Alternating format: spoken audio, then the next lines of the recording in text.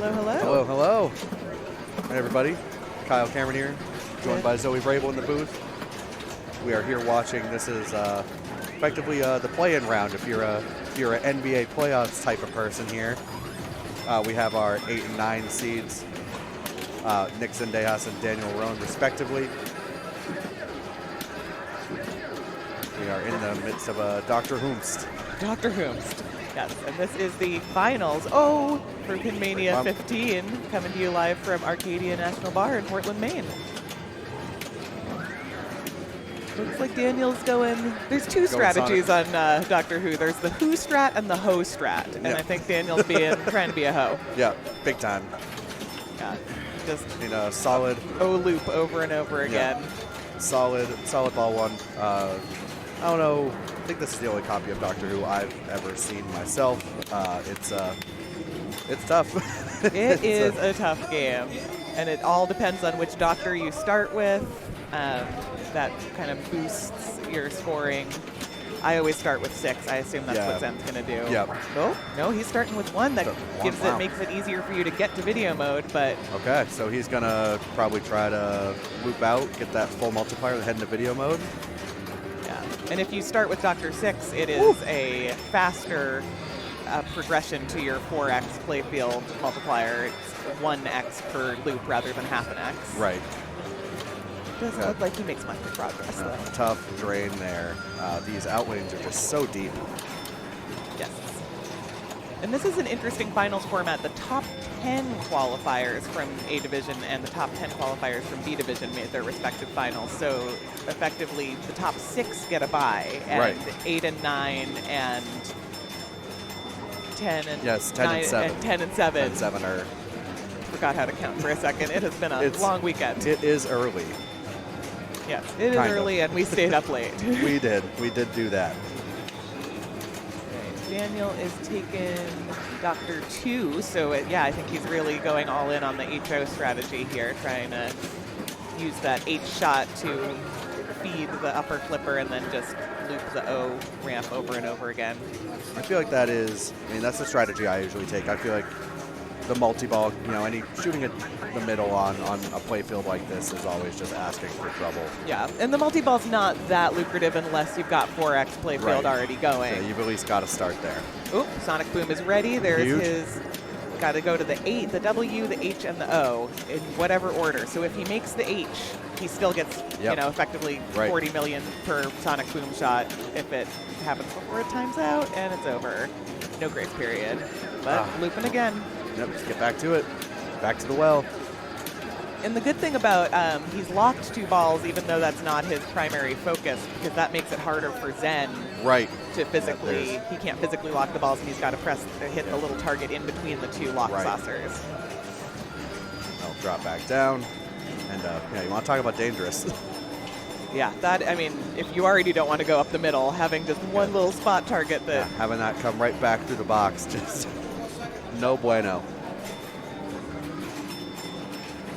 Daniel drains out just short of 40 million. But it really is, you can have one ball of just locked in, dialed in Sonic Booms, and you're over 500 million all of a sudden. Yep. But then you can also have balls where you just drain after 2 million points. Like that's it. Let's see, he's already exhausted Dr. 1. Oh, he's gonna go 2. He's going in order. He's a big guy keeping to the cannon. He's ball save, second chance. All right. Now he's got his video mode lit, so if he gets it up, not that H shot, but the next shot over to the right of the H shot, he gets that all the way around, falls through the pops, then you get the video mode. Yeah. So it looks like he's gonna try to get his multipliers high as he can feel comfortable doing. And then that's the problem with, if you don't make that H and you don't have the O shot dialed in, everything's dangerous. And it's just, there's so much space between that railing between the in and out lanes, and it feels like a gulf. It just feels like you're drowning. You get a ball in there, it's pretty much a wrap. Yep. These are hungry outlands. They are starving. Hungry outlands. Starving. Daniel, your ball 3 in good shape. He could chop some wood with multi-ball if he wants to. At this point, I'm probably going know, I'm looking either Doctor 2 or 3. Mm-hmm. Yeah, I'd go for 2 if you're going for that HO anyway. Yeah, you're already shooting it. Yeah. Usually I like to do 6, then 1, then 2, unless I accidentally lock some balls. And then I'll take 7 once I've got the balls locked. And in this case, that's exactly what the situation is. Huge. Okay, 7.5 million hang on. And he's maxed out his playfield multiplier at 4x from hitting all those. Oh, what a nice drop catch. He's back up.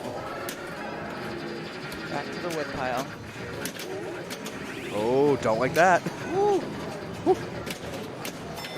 That's a good read there. Right. Does he take a W? Yes, he does. Take a W. 7 million, why not?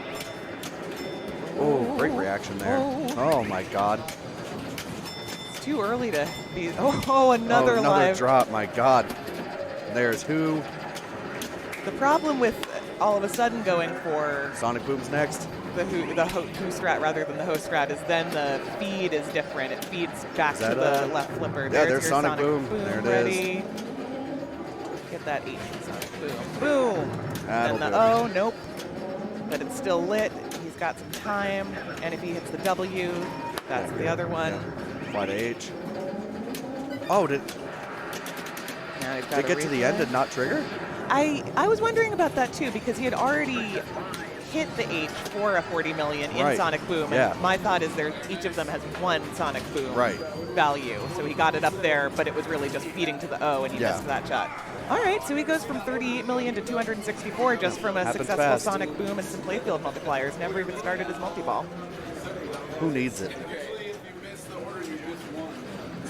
All right, Zen's got a hill to climb, but as you can see, it can happen fast. Now he's going for the playfield multiplier. A lot of pressure on him on ball 3. But, I mean, around there, up to 2x. Zen's used to it. 3. Nice little nudge. Feed, stay and chill. Ooh. Good honestly, that's a pretty good upper flipper reaction there. It's and he picked up a lock shot. Use that upper flipper, just keep it away from those outlanes. Go back to the H shot and do some more multiplying. Yep, go back up to 3, make it 4. Yeah, he's just going to Sonic Boom out, I assume. That's how you catch a score like Daniel's. It's not safe. For Max, Sonic Boom's next. Go to the, misses the W. Very nice little catch there. Got some time. There's the W. W. There's H. Oh, there's O. Wow. So that's 120 million just in 3 shots. Yep. And now back to the grind. But he loses it down the drain. I don't think he quite caught him. I don't think he got him. Nope. Not quite. Valiant effort. Oh. Loop champ? Player 1, Player 20 1. loops. The real Daniel Roan. Yeah. He's really the loop champ. Our new loop champ. I played in a tournament a long time ago where the side tournament was how many loops can you get on Doctor Who, and I think the high score was 60-something at the end of the night. Brian, I believe that is the real Daniel Roan. The finals format, to my knowledge, is that these players are being called on a bank of 3 games that is predetermined, and it is whoever wins 2 of those 3 games. So Daniel and Zen are on Doctor Who, and then 2 other games that I do not know off the top of my head, but the rest of the games in that bank, let me pull up the banks so that we have them for the future. It is best of 3. So, I mean, Zen's back's against the wall already. Yeah, Zen's got to win this one. And this is a tough battle of the friends in the first round, a rough draw for them. We've been hanging out all weekend, and here we go. They have to fight right off the bat.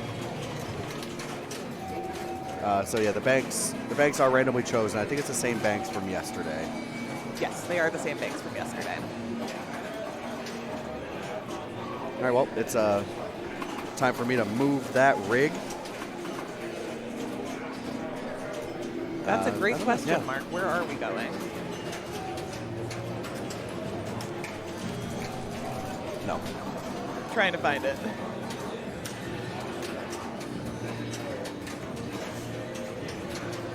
what your next game is. Avatar and Matahari are the other 2 games in this bank after Doctor Who. That's right. I played on this bank yesterday and didn't want to be around anymore. Yeah, this copy of Avatar is I'm trying to be diplomatic here. It's I think it's committed several war crimes in the Balkans, probably. I believe they do. Yeah. I don't think James Cameron is really going out of his way to make your life easier. No, he's got a submarine to hang out in. He's yeah, he's trying to make my life actively harder. All right, so we will find out whether we are going to Matahari or Avatar. I'm guessing from body language, Avatar might be next, but who knows? Avatar, then Matahari. Okay. Focus, thank you for the follow, by the way. Thanks for tuning in. So this is the second copy of Avatar that this establishment has seen, and the first one was owned by the tech who fixes the games here, and he put he made his own wired gate and installed it coming out of the pop, so it would like redirect the ball a little bit and make it a little safer. Very kind of him. This one did not do that. Oh, yes. Oh, my God, that's right. Brian says in the chat there is a special IFPA rule on Avatar because of something Zen did on it a long time ago. And what that is, I love this story. Oh, it's so good. And it's actually not exclusive to Avatar. I believe it also counts on Dracula for similar circumstances. But basically, Zen was playing Avatar. I think Dracula's legal, right? They're both legal. Yeah. This is the thing. Oh, so they're both if legal. there is a ball in the link lock on Avatar, once Mark gets the game in position, you'll be able to see where the link lock is. But if a ball is physically there, and you can nudge the machine hard enough to get the ball to go to the back of the lock to trigger that lock shot without tilting, and it starts a multi-ball, great, play on, do it. It's similar to Dracula if you got the missed multi-ball ball out on the magnetic track and you shove it hard enough to push it off the track and start your multi-ball. Those are both legal moves, even if you don't use the ball to start. Brent says they're both illegal. I could have sworn that it's legal. I'm fairly positive because it mentions it by name. It's like I'm gonna look up them rules. It says like as long as you don't tilt, you can play on because the ball is in play. Yeah. Let's find out for certain so that we don't give people incorrect information. But yeah, it's a badge of honor to have a rule in place specifically because of crazy shit that you do. You know, in sports, they tend to name these rules after the players that they made the rule for. It's the Nick Zendejas rule. Yeah. Oh, of course, I can't use my find in page feature because it's a PDF. Oh. You're on Avatar. I think Daniel, being the lower seed, now gets to go second on game 2. Yeah, I was not exactly clear on that, but it looks like that's how they're playing it. Zen's going oh my first God! Here. Well, that'll end Zen's ball there. Locust was very prescient by saying, "I'm always terrified when it comes out of the pops," and you should be because of what just happened. Yeah, he Zen backhanded his amp suit, and he got that strobing target there. For those who don't know, if you hit the strobing target on the amp suit, it'll drop the gate immediately as opposed to hitting it 3 times. Similar to, your attack from Mars UFO gate.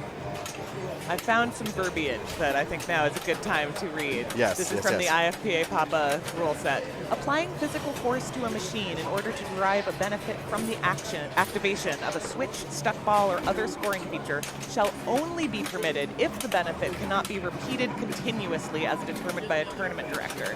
Nudging a machine so a locked ball moves and registers a switch causing a ball save, or nudging in order to manipulate a feature to begin a multi-ball would be permissible. Examples include shaking Bram Stoker's Dracula such that the missed ball falls from its magnet starting multi-ball, shaking Avatar when a ball is in the link assembly causing it to register, shaking The Walking Dead causing the Well Walker to register a hit. applying physical force to a machine or using any other means to manipulate staged and or locked balls in an attempt, successful or not, to avoid having a drained ball be recognized shall not be permitted. Examples include shaking Bram Stoker's Dracula as a ball is draining such that a staged missed ball falls out of that staging area where a missed multi-ball was not properly started, shaking Game of Thrones as a ball is draining while balls are locked in the sword lock assembly, or shaking Lord of the Rings as a ball is draining such that a locked ball falls out of the sword lock assembly. So basically you can do things to start a multi-ball, but you can't do things to trick the game into thinking you have not drained when indeed you have drained. Yeah. And again, as long as it's not something that can be repeated. Such as the link switch or the missed multi-ball falling out if when it's on the once, playfield. that's good for you. Play on. It's not disqualifying. If it happens on a regular basis, the tournament director can either say stop doing that, or maybe they should pull the game because it's happening. Oh, well, no one is having fun here. Yeah, I see. We've been speculating and lots of conjecture about these rules, and neither of them have been in a scenario where it's even relevant yet. This is no balls in that link assembly for us to. However, Zen is still up by 2 million. He has some progress on his amp suit. I believe neither of them have a ball in the link shot. Yeah. Daniel picks up a skill shot. There's no ball save here. These machines are set up pretty tough. And there is hardly a rubber in sight. Oh, there was a ball. There was one assembly. in there. There was one hiding out. Yeah, and there's a little ball save. There's a ball save here. Ooh, almost puts it. Almost gets that link out of ball. And Daniel's got the dream here. Yeah, you want to have the amp suit wall down so that you can try and start amp suit while you're in link, but you also want to be, rough drain there. Also want to be putting a ball back into the link assembly to get another ball kicked out. So he's out of link multi. Oh, he's still in link multi. He is. He's still got the one in the link. Oh, great. And now. And he's amp suit is ready. Just got to hit it again. It's going to come out of that link assembly.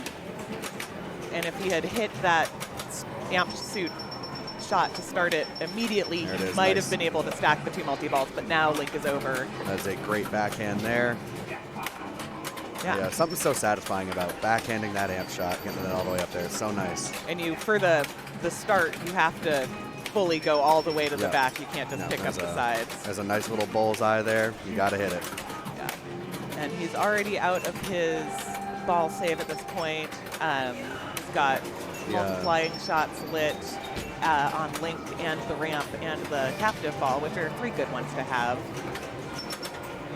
He's got 2 balls. So I would probably be trying to get it in that link shot. That's the one jackpot he needs for amp suit, plus it gives you progress towards your next link. Right. There he goes, trying to make it happen. Nice little snow cone save there. Ooh! Oh my God. Oh. The man who just cannot get enough of the tap pass. Yeah. He will be tap passing big as long save, as big the day is long. And those were decent multi-balls in this situation. When you start the game with start the ball with 300,000 points and your opponent has 3 million, coming out the other side with 9 million, and maybe some progress towards the next multi-ball. Yeah. And potentially get a walk-off win here, a two-ball game. That could be cool. Now for those who are just tuning in, these are best of 3 series here. Daniel is up 1 game to nothing. Zen's back is against the wall here. And continues to be as he is facing a 6 million deficit and growing. Yep. Foozle announcing, so that would be yours truly, Kyle Cameron. And this is Zoe Vrabel coming to you live from Arcadia National Bar in Portland, Maine.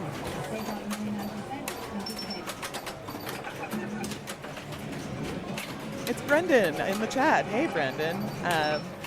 You would like Kyle if you met him. I hope that's true at any given moment. Yes, you're doing a great job being a human being. And Daniel's doing a great job playing Avatar, which is not a given. So he's just going back to bashing Link. Yep, that's that backhand is pretty reliable. Yeah, not only is it reliable, but also if you miss, it's pretty safe. There aren't a ton of scenarios. I think if you are a little late and you hit that kind of that right little post in there, like you might be in a little trouble. But if you're early, it's really not a big deal. You can honestly even catch it on the same flipper again. And so he lit yet another shot multiplier by completing the 3 rollover lanes up top. That's how you light all of the shots with a green X, and then whichever shot you hit next is the multiplied one. So he backhanded the amp suit.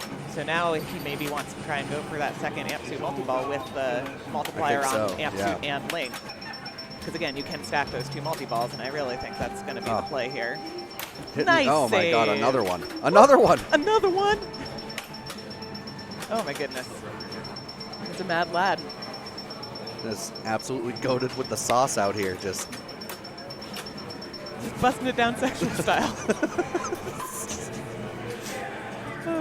This is Daniel's first time at Arcadia this weekend, so I am glad to see that he's started to adjust to these machines. He's acclimated, yeah. Doesn't take long with him. No, I feel like he figures it out pretty quick. No, decisions, just keeps going. He's found that backhand, and he seems like he has it pretty much dialed in, so I think yeah,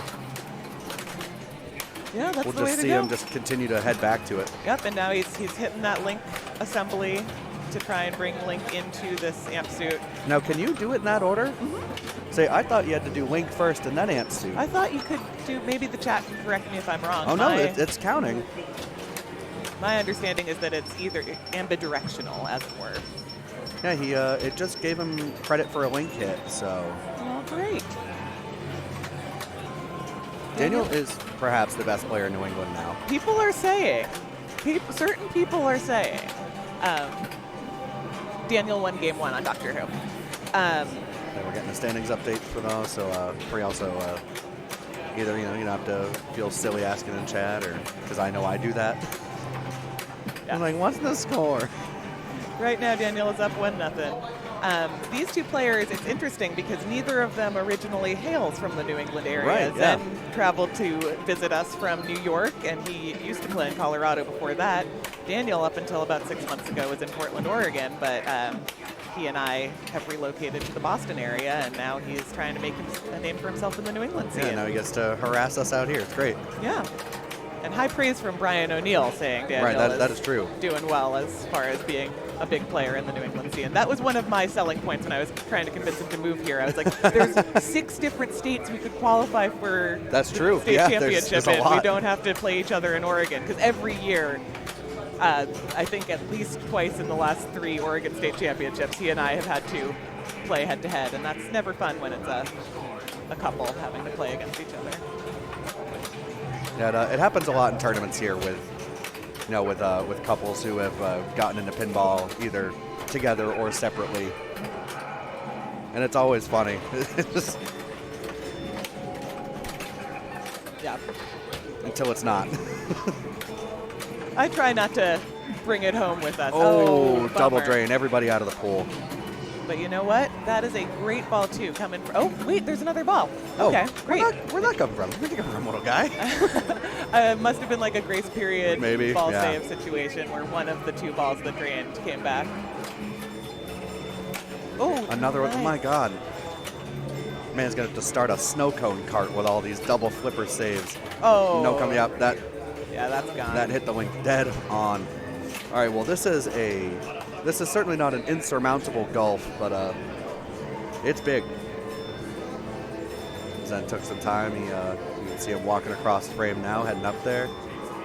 Yeah, Zen likes to occupy his mind with other things. He's not really a big watcher. We were having this conversation last night about, what's the mentality that you bring to a competition game? And he's like, I'm just trying to play my best. I want the other person to tear it up because then I'm going to tear it up too. Right, exactly. He's like, then you have to tear it up. You have no choice. And rather than watching the other player and getting more and more nervous, he goes and plays a video game, plays a short game of pinball, something to take his mind off. Yeah, things. yesterday he found himself playing some NBA Jam between balls on a game in the lower level of Arcadia. Oh, nice.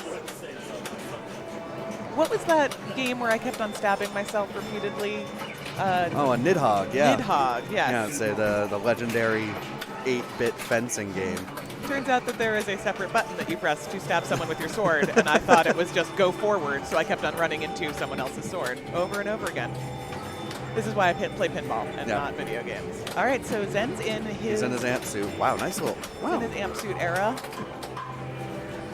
and I would be going for that Lincoln backhand, which is exactly what he's doing. Uh-oh. Oh.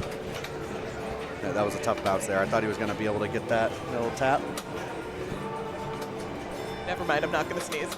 I have to sneeze, I'm fine. Everyone is very concerned. I have a face that looks alarming, I guess, when I'm trying to sneeze. I just don't want the chat to hear me. Oh, the Laz! And that is, again, allowable because that was not a death save. Yep. That was not something that Zen forced the machine to do. Yep, not influenced, but just held just the flipper lucky. up, Yep. and the other ball bounced off the apron and came back into play. I don't know if there's anyone in the chat who was at or tuned into the Northeast SummerSlam. The first, pretty much the first large-scale backhand pinball event took place July, the second weekend of July, about a month ago now. There's, I think there's a clip somewhere on the channel if you want to go check it out of Zen here playing a game of Surf Champ, and he just there was 3 Lazes in a row, just holding the flipper up, didn't do anything, but just situational awareness. Just. There was also a game of Teed Off, I think, God, where Noah Crable he knew it was going to happen, he let it happen, and then he just threw up deuces for the camera. Flashes the deuces at the camera, and I'm like, oh my God. All right, so Zen's already up to almost 10 million. Like I said, he likes to play up to his competition. He does. Yep, he does. He lives for this kind of stuff. Oh, but he loses 2 balls right after each other. Back Is there to still Link. one in the... Oh, no, I think it just went all the way back. And, there was one in there. All right. But now he's back in. Oh, and there my we God. go. Daniel takes it in 2 games. Daniel will be moving on to play the 1 seed. Daniel's road to victory is difficult today. It is rough. Yeah. We will likely continue following Daniel, I would assume. Yeah, because he'll be playing Nick Nick DiStefano, the DiStefano. number 1 seed, in the next match. We've also got B Division top 10 running simultaneously here. Well, here while Daniel plunges his ball here, we can we can maybe take a look at some stuff. Yeah, I would love to see the bracket. I've been very focused on what's happening to Daniel, but I don't really know what the rest of the field looks like. Let's wildly speculate. Yes. All right, so and Shalon, what are you up to? All right, it looks like Doug Parsons has already beaten Nitsan Gabai for the other round 1 A Division matchup. Doug Parsons, our lone Canadian. I love it. He just comes down here and takes our whoppers. Yeah, it's great. So I'd be more mad if he weren't so darn nice. Yep. And Doug is, honestly lucky to be here. There was a tie for qualifying. The top 10 move on, but there were 4 people with 31 points. We were relying on automatic tiebreakers, which was number of first places, number of second places over the course of the qualifying day. So Daniel made it in just based on that. Right. And one of the other people with 31 points was not disqualified, but didn't make it in. Didn't make it, yeah. But Doug and Nick Sylvester were tied in the number of firsts and the number of seconds. So they literally had to have a playoff last night on Playboy, played off on Playboy. And Doug took that one, and now he's taken 2 games against Nitsan and is moving on to play Alberto Santana. He's got a New York road ahead of him. Nitsan's a great player in his own right, but Alberto is top 25, I think, right now. I've definitely heard his name a lot. This is I think one of the first tournaments I've been in that he's also been at. Yeah, it's a tradition for him. He shows up to Maine-ia almost every year. He's a great player, real nice dude. If you're in the New York scene, you know Alberto. Yeah, and Maine-ia has been going strong. This is the 15th Maine-ia. I had no idea it was that much of an institution. I was looking back at the past champions, and it was happening before I was even playing pinball, and I've been playing pinball for over a decade. And there's some names in there. Yeah, Josh Sharp was the champion a while back. Josh Sharp has won. Steve Bowden has won Maine-ia. Just so many just big names have done this over the last, it's now 15+ years, due to, COVID and stuff.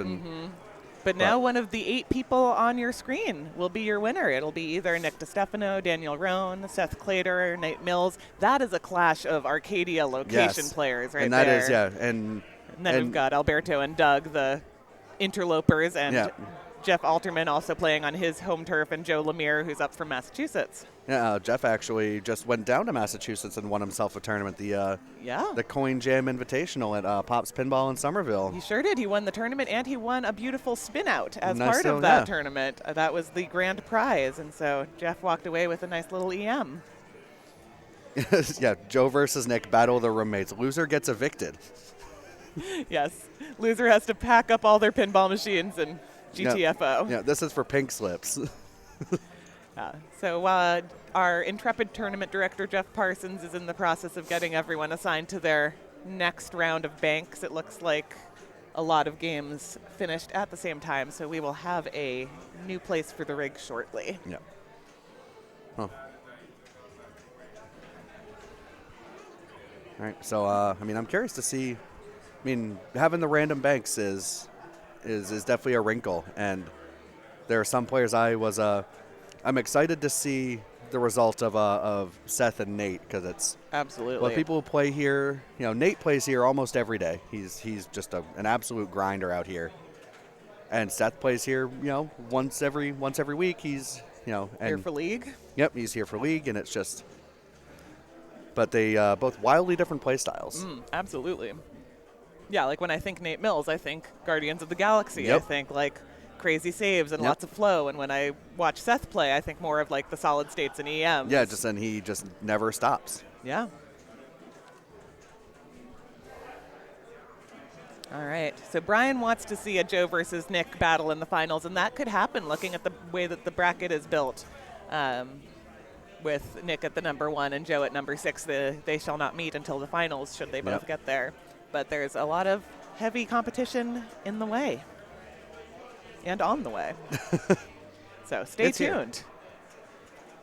Hey, we have our tournament director announcing matchups now. He's starting with B Division.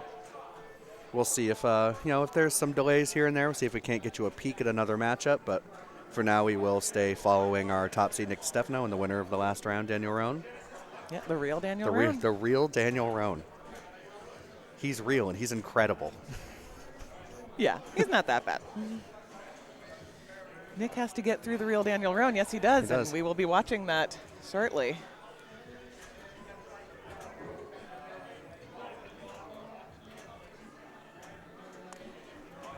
And right now, it's nice because Arcadia is not open to the public. It is not. Just for us for the next 45 minutes or so. We'll probably get another full round in before, before our friends from the public start to make their way in to enjoy the space. Yes. That's it's too many bearded pinball men. I will say that is a very confusing aspect of pinball for me. I think this is specifically a New England problem. No, honestly, I've been shocked that there are fewer big bearded pinball men in New England than in Portland, Oregon. That's just the standard. If you don't have if you're not like a big white man with a beard, are you even playing pinball? Yeah. But here there's a little bit more diversity of facial hair, which is the only kind of diversity I'm really seeing. But there's a lot of bearded men to get through today. And we will be bringing you all of that coverage, and I will look to Kyle to be my subject matter expert when it comes to beard grooming, beard care. I grew it myself. And what a good job you did. All right, so we've got Jeff is still working through here. We're taking our time. Yeah. We're enjoying the day. It's not going to be one of the most challenging parts yesterday. Rounding out qualifying was it's 7:30, 8 o'clock. We've got it's Saturday night in Portland. Everyone's out trying to have a good time, and Arcadia is a great place to have a good time, and so everyone's coming in. But it presents some challenges for pinball players. It's we're just built different. We're a specific breed. I almost kicked a bride-to-be when I was playing Godzilla because there was more than one bachelorette party at Arcadia last night, and they were too close to me. There's nothing like so if you haven't been to Arcadia before, there's there's a stage where the old concert venue that was here previously, RIP Port City Music Hall. The stage is still here. There's pinball games on it, but there's also Guitar Hero on it, and you've never really been just anxious and uncomfortable until you've heard half of a song on Guitar Hero. While you're trying to start T-Rex multi-ball on Jurassic Park. There's right nothing like next to hearing, half of the riff to the chorus of Reptilia by the Strokes. And I say, if you haven't played Guitar Hero before, every time you miss a note, it goes, and I'm like, this is tough. I don't need to hear that. In Portland, Oregon, at Ground Control, which is our version of Arcadia, there's DDR right up next to a couple of games. And if someone's having a very intense DDR sesh, you might get a phantom danger because they're just stomping so hard right behind you. Last year, this is legend amongst during the final round of qualifying. This is Tell legend. me more. Oh, so this is legend amongst the Pin Mania and Arcadia enjoyers. So last year, I think Dave was expected. I think we expected to be done with Pin Mania much earlier than we were. And so, being that these tournaments tend to take place on Saturdays, we, Dave, the owner of Arcadia, double booked, and so we had ourselves a burlesque show for the finals of Pin Mania. Oh my God! There was a one of those like portable-ish poles set up right in the middle of proceedings. Wow. And there was burlesque dancers swinging around on the pole. Dave got on the pole, I think. Dave got on the pole? Yeah, Dave got. Zen loves the story. Dave came out in chaps. He came out. My gosh. Dave came out in chaps during finals of Pin Mania. He had a wardrobe change. That is incredible. And it was not a malfunction. This was by design. This is the first day that Pin Mania is, or the first year Pin Mania is 2 days, I believe, right? Yes. Normally it's a one-day affair, and honestly, I think the pole dancing taught us some lessons. Yeah, maybe don't have finals at 11 p.m. on a Saturday night. All right. Wow. All right. This is a surprise. First game, Gay 90s. Oh, and we are looking at Joe Lemire right here. And Joe Lemire up first. Jeff Alterman. Oh wow, we're going to we are our incomparable stream dad has Stream Daddy called an audible here. We're wow, Daniel Roan, humble as ever. I'm just glad I don't have to talk about him anymore. Just kidding, I love you. But we will be seeing Joe and Jeff playing off on this Gay 90s as the first game of their 3-game bank. I hated Gay 90s because it was the game that knocked me out of the NEPL finals. The first season that I played in it. It's but then I played it today. I had a lot of fun. I thought it was pretty cute. You just want to keep going back up top, getting A and B, lots of micro nudges to keep it in the bumpers.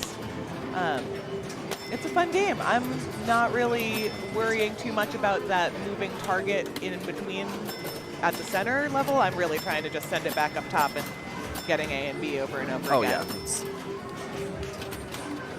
I think that is the idea. That's preferable. And I was assuming that we were gonna see a little soft tap pass because you've got the center post that's up right now. If you very softly flip the right flipper button, it'll just kind of traverse over that post. Show us, Joe. Show us what I'm talking about. There it is. I have heard tell of this handsome and witty gentleman who saved this Gay 90s from life at a cocktail bar. Is the handsome and witty gentleman Brian O'Neill? That would be Brian O'Neill. Handsome, witty, and humble. So my other sense is that there's a saucer to the right side. I was having trouble hitting it straight on. It was more of a let's bump it up and have it go in there, but you're increasing the value of that saucer. Yes. And so when it's on that left flipper. All right, his gate is open here. Open gate. It looks like it's going to drain. It's not like a modern kickback where you can see that something's going to send it back into play. It just doesn't go down the drain. It gets diverted and then kicked back up. Oh, this is an old... There's that saucer. Is this copy from the Papa facility? And it ended up it was. And Brian was telling me the story. He found it at a bar in Portsmouth called the Wilder. It's a great spot. But not really a pinball spot? Yeah, it doesn't seem like a great pinball spot. And I think it just sat there for a little while, and then Brian was like, hey, I'll give you some money for it. And they said, yeah, sure. We like money, and we don't understand the appeal of Gay 90s. Here we go. Oh, he's lost his center post. You can get Lost that back his- up by hitting A and B. And he got the pop love into it. But then it goes away if you accidentally hit the Oh, left gotcha. leg. Oh, Jungle Queen's a game for them. All right, shoot, I misunderstood. No. There's a lot of older games in this collection, which I think is great. The diversity of this lineup is. It is. It's not your normal barcade where it's just the brand new Stern. Yeah, it's not what we like to call a sternament. Yes, it's not a tournament, and thank goodness for that, because otherwise this would have But gone also, forever. it forces players to have some more depth. Yeah, I love a game like this because, as Joe is demonstrating here, it is really controllable. You It is. have the same level of knowledge and repeatable shots and things like that, but for people who get into pinball through the new Sterns, this is a different skill set. It's not like trap up and shoot the ball as fast as you can up a ramp. It's how do you nudge? How do you guess where the ball's going to go? How do you softly make the shot that you want to make? And he's in a state that I like to refer to as drain proof. So he's got both out lanes lit, so that'll be, they drain down there, it's a ball save. He's got his post up, so he's just going to be playing until something changes. Yeah, and he's got that right saucers up to 350, which is a decent value. I'd be going for it for sure. It's a good cash out, but it looks like he might just keep going to the well with A and B, and honestly, that's what I would do too. Those are worth a fair amount as well. Yep. But if I have the opportunity, oh, all right, so that hole is going to score 500 in special now. That's pretty much maxed out. All right, there we go. All right, well, one thing is gone. Can he relight that left drain shield even as the right one is still lit? Oh, now he's got the post gone too. Yeah. He is less drain proof, but just going back up top. Post back up, and then he saucer collects, in them. comes in, yeah. Post is up, saucer's collected, checking all the things off the list. Wow, this is a great ball one. Yeah, this is huge. What? And this is a 3-ball game, which is sometimes As Brad tough. said, yeah, it's 3-ball because you can have a long ball in this game. It's Absolutely. I wonder if he could roll it. I don't want to jinx him. I don't want to put that commentator curse on him, but he's playing so consistently. And I just that's did all right. it. Nope, yep, you, no, he's, Sorry, Joe. There's no bonus, so, you're not getting anything once you drain. And here's Jeff Alterman. I believe Jeff is the current Maine state points leader, if I recall correctly. Just going to keep tacking on to the lead with this performance as Pin Mania.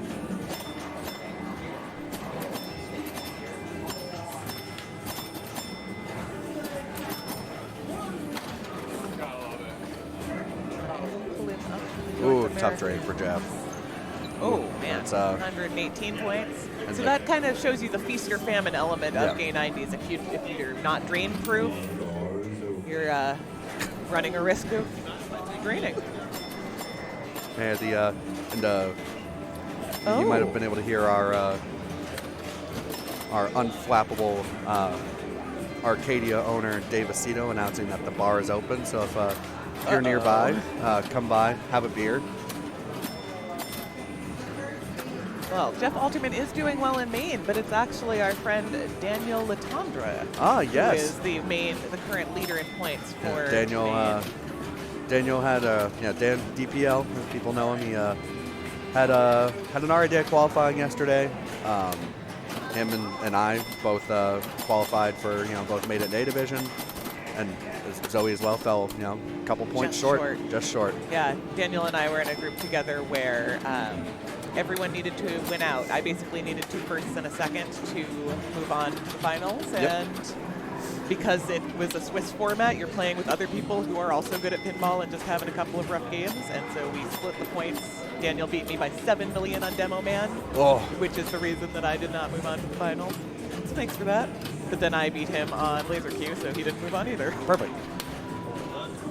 All right, so Joe is just back to, he's not fully drain proof, but he's got the left out lane, and he's got his post. He's got the saucer lit for 300, and it looks like he's trying to get it over to left flipper. Misses, but hey, you've got a drain shield. With these tap pass, you wouldn't. It's pretty common if you try to tap pass over and then take a shot while the ball is kind of resting on that post. More often than not, you'll hit these. You can see them to the left and the right. It says change down post, and that will. It does what it says on the tin. It'll drop the post. So if you have, if you're trying to take a shot with the ball resting on the post, chance of that trajectory, that geometry is just going to fly right into that rubber and just take down the post. So if you're going to, when you tap pass over, you actually have to get a little bit more oomph on it to get it to go up that flipper a little more. It's a good note. Or just immediately go back up top like Joe did, right, and hit your A and B, and then you're back to being where you want to be. A. Oh, but the one unprotected but outland. 8K, 8250. He really could. He could. He could definitely roll this thing. But you never know. I don't think that Jeff is out of it, even though he had a house ball on ball 1. He knows this game. He plays here all the time. That has a nice little drop catch on an EM. That's pretty dope. This is absolute Chad behavior. But tough again, coming out of there. Not much you can do. The one interesting thing about this game is it is technically state-based because the A and B targets do not go up or down. So I think Joe hit A on his previous ball. Jeff didn't hit B, so B is still up for Joe to hit. I had no idea. Yeah, it's a very silly little thing. You can leave a few hundred points on the table. Joe has a rough ball 3. Still an incredibly respectable score, 84-67 or 84-87, I believe.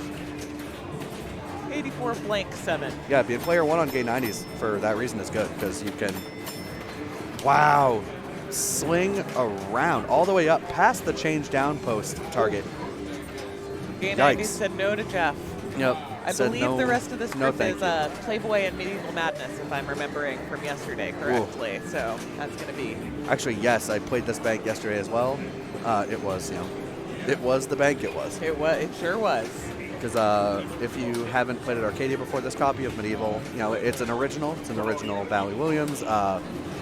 And it's mean. It's been played a lot, and you can tell. So some of these bounces, the ricochets, are really funny.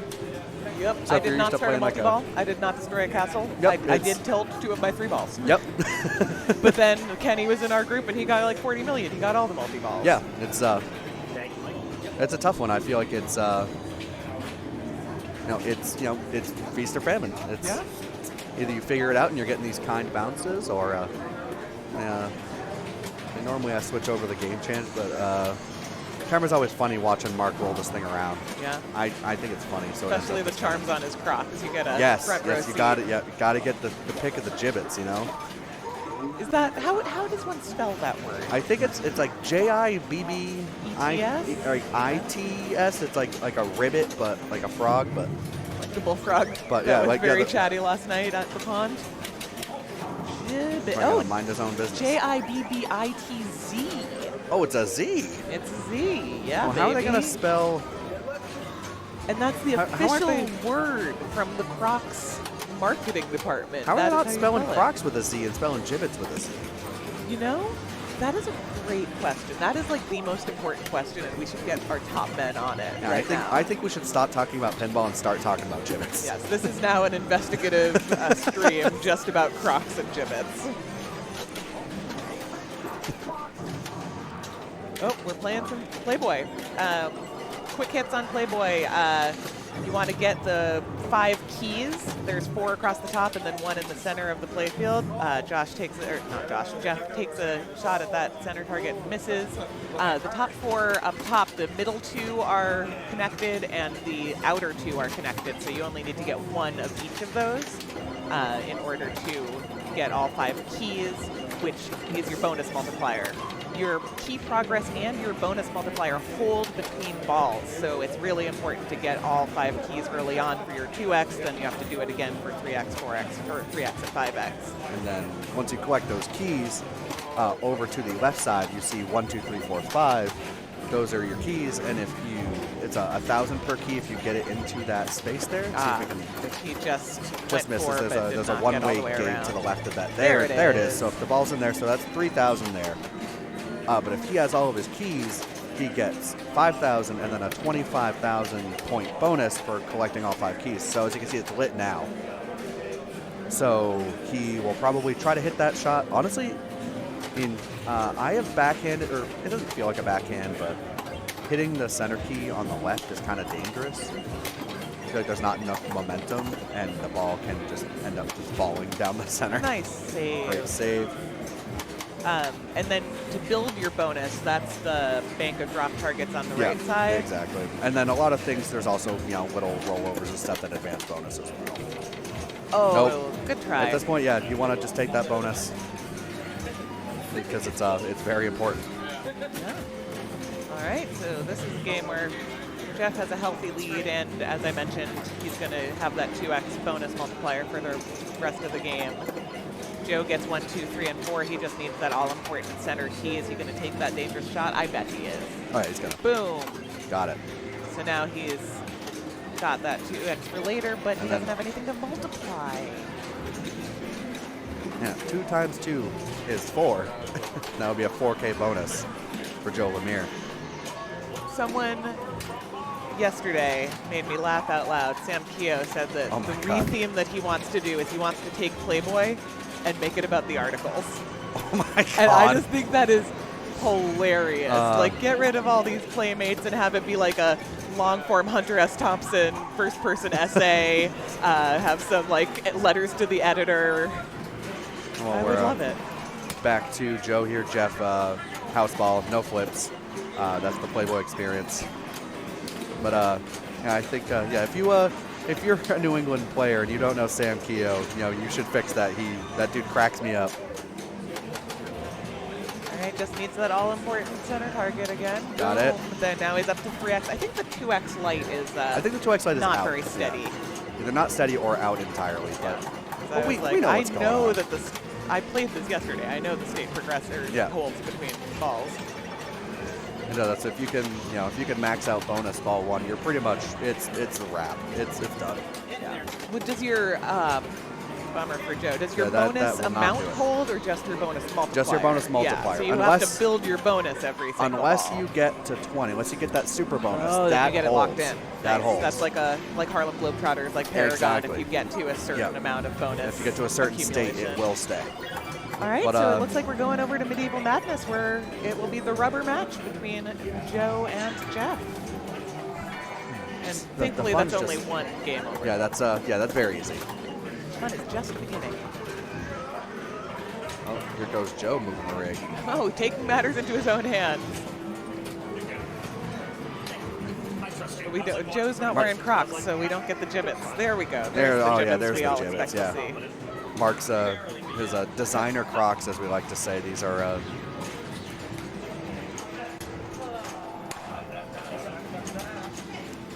I will never forget the word gibbets now that I've learned it. You can't. No, this is.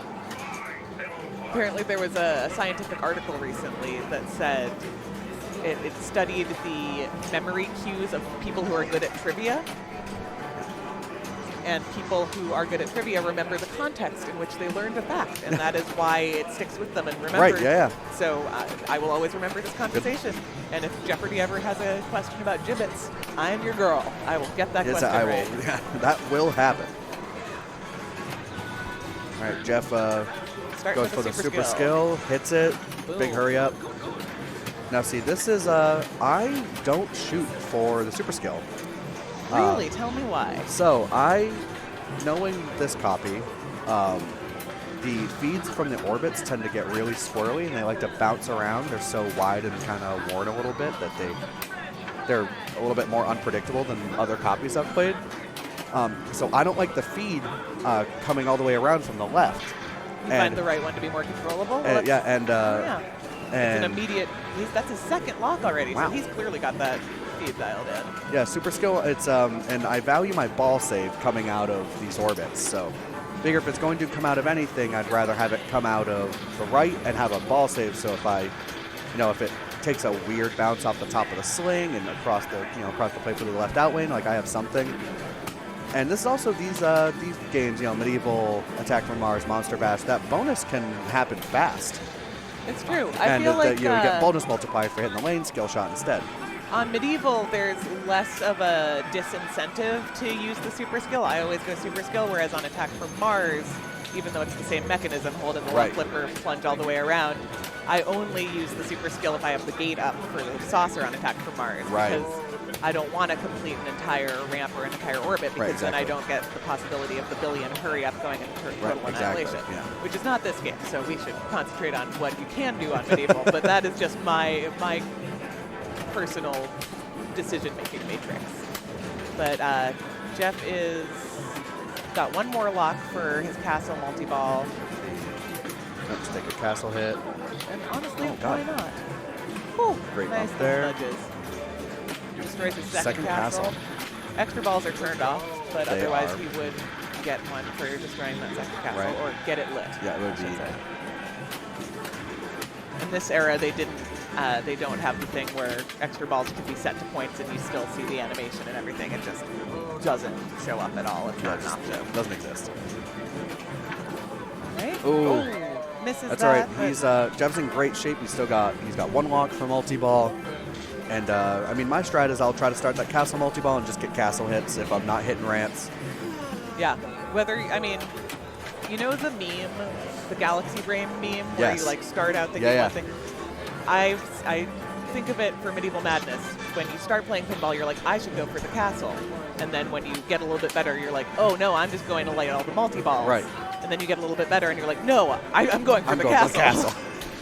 And then you see tournament players just bashing the castle over and over again in single ball and in multi-ball. That's also, this castle can be scary too. I have center drain just like that. Just like that. Exactly like that. It doesn't have the same trajectory every time. I really struggle to find what to expect. Yeah, Brian, Jeff is very good at these games. He is just so well practiced on everything. Like you catch him here. He's a great player in his own right, but if you catch him here in a tournament, you might be in a little bit of trouble. Yeah. He's got a super skill. Hits the castle. 4-2. God, that damsel ramp has been something else. And starts his multi-ball. There we go. And so you can go for all of the jackpots around the playfield and the super jackpot at the lock shot, but honestly, I'd just be making progress towards the next castle because it's going to be 4 million. It'll be 6. 6? Oh, he already got the 4 million. He's got the 4, yeah. Brian, thank you. I'm going to thank you on Mark's behalf for using your Bezos bucks here at Backhand Pinball. 4 months in a row now. What a supporter. Bezos bucks. Sorry, I probably shouldn't talk shit about Jeff Bezos on Twitch, huh? Okay, so he's busy trying to go to space. Yeah. So just thinking about the rules of a multi-ball, whether or not Jeff is paying any attention, he has to hit 5 ramp shots, and then the super jackpot will be lit at the lock shot. But I would personally just be banging the castle. Yep, castle. Yeah. Using the multi-ball as a battering ram, as it were. Oh, but he just proved me wrong and goes for 2 jackpots in a row, because why shouldn't he? And then you can see your progress because of the RIPs where the knights would be. Right. You have killed 2 knights by hitting jackpots. There's a 3rd, and close to a 4th. Oh, I think he gets it around? I think the second one, he sent 2 of them up there. All right, just one more jackpot. There it is. There, I was like, where's that second ball? Up in the pops. Yep, there it is. There's and, the last there's jackpot, and now the super jackpot is at the lock shot. Super jackpot, is it 2 or 2.5? I want to say 2.5, but hopefully he will show us. This is never a place I get on purpose sometimes. Oh, I thought Grace period? Backhanded it. And, no. Oh, no. All right, yeah. Certainly will not get it now. Maybe? Oh, he did! It counted! Oh, 1-5. Okay. That's a handy grace period. It is. That was almost at 20 million now. Good reaction there. And close to his 3rd castle, I would assume. Yep. Yeah, he's got to be. Can't tell. I think the gate's still up, but Probably. You know, on ball 2, it might not be the end of the world. But it looks like he's got his ramp styled in, so he wants to start a different multi-ball. So he's got peasant. Peasant multi. Oh, just by itself. One. That's a 2-ball. Just one. That's tough. That's I will try. I'll try to get 2 lit ideally, and then if you still have Merlin's Magic lit, you still have that mystery award. Generally, it'll give you another one. I'm not sure if there's a competition setting that makes the mystery awards more comparative. Wow! Everybody out of the pool. Wow! They hit each other. They did. Yep. The momentum of both of them just stopped and bang. dropped. But still, great ball by Jeff. probably would have tried to bring one more multi-ball into that ideally, multi-ball. Having another, I like doing, Peasant and Damsel Madness is always great. If you're ramping out, that's a great strategy. Yesterday I was able to, live every pinball player's dream and have Troll and Joust Madness. Two shots are always two best ones. Nope. Oh, that's, no ways digging that out of there. Yeah. I don't know if there was going to be much of a ball save anyway. I know there's a little bit of one on this. But tiny one. If you don't take the super skill, it's there, but I think you took the super skill. No. All right, so Joe's got his back to the wall here going into ball 3. Jeff's going to give this thing a second to breathe, I think. As is his prerogative. Yeah, makes a lot of sense to me.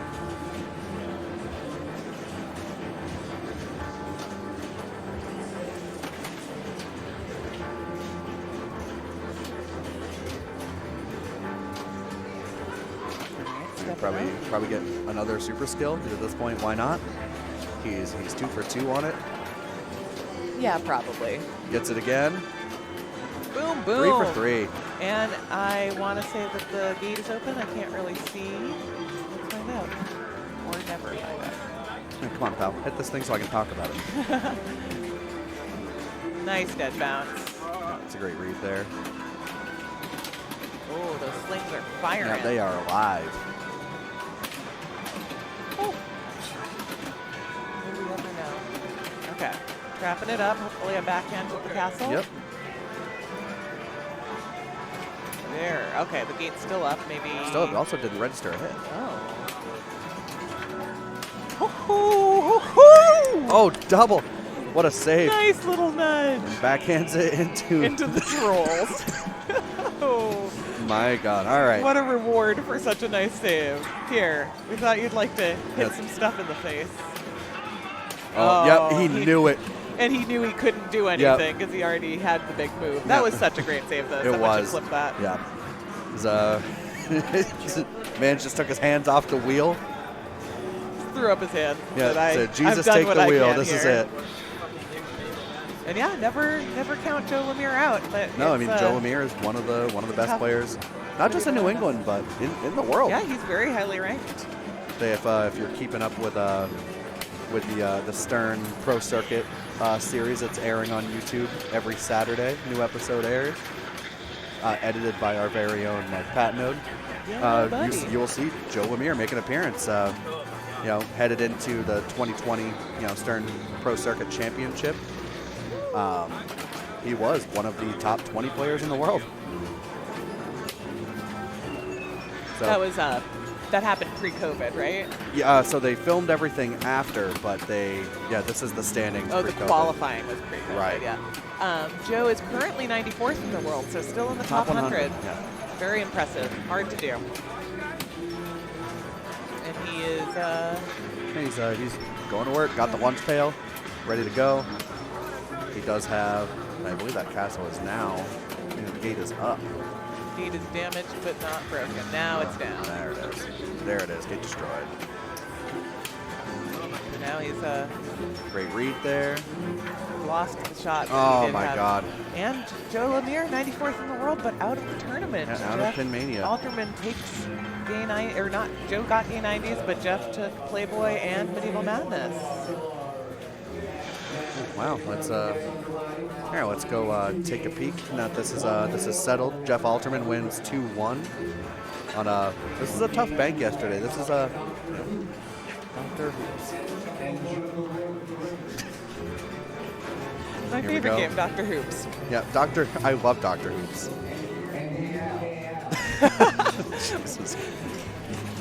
I wanna live in a universe where Davisito makes the pinball machine themes. Yeah, you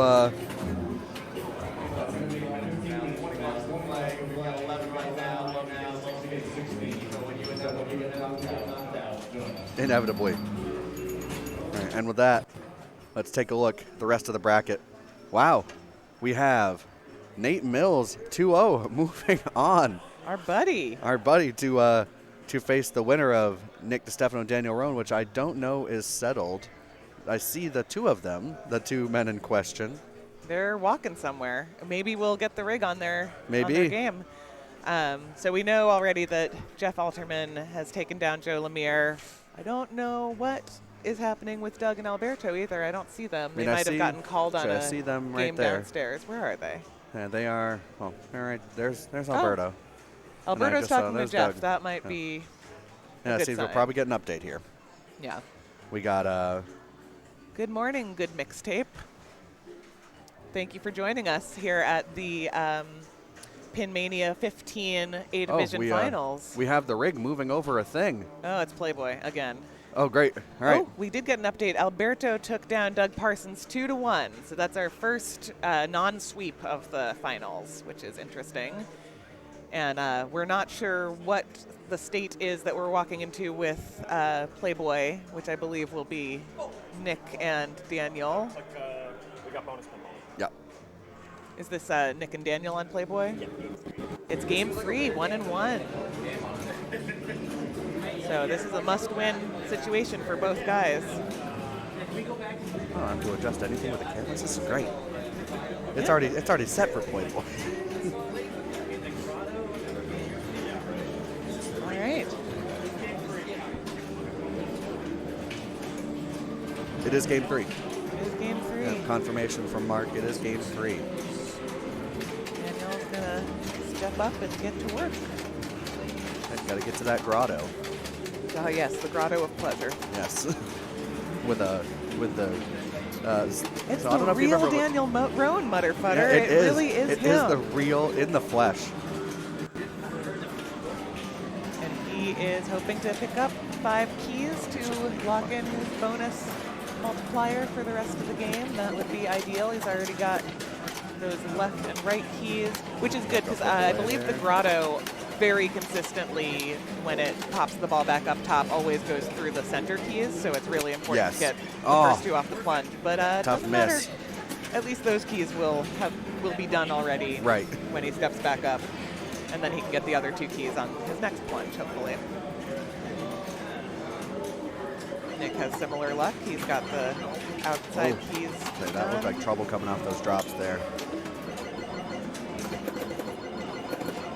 And he'll take the 2,000 points that he gets from falling into the grotto, and then he'll probably get those 2 keys up top, is what I was saying. Oh, almost. There we go. There we go.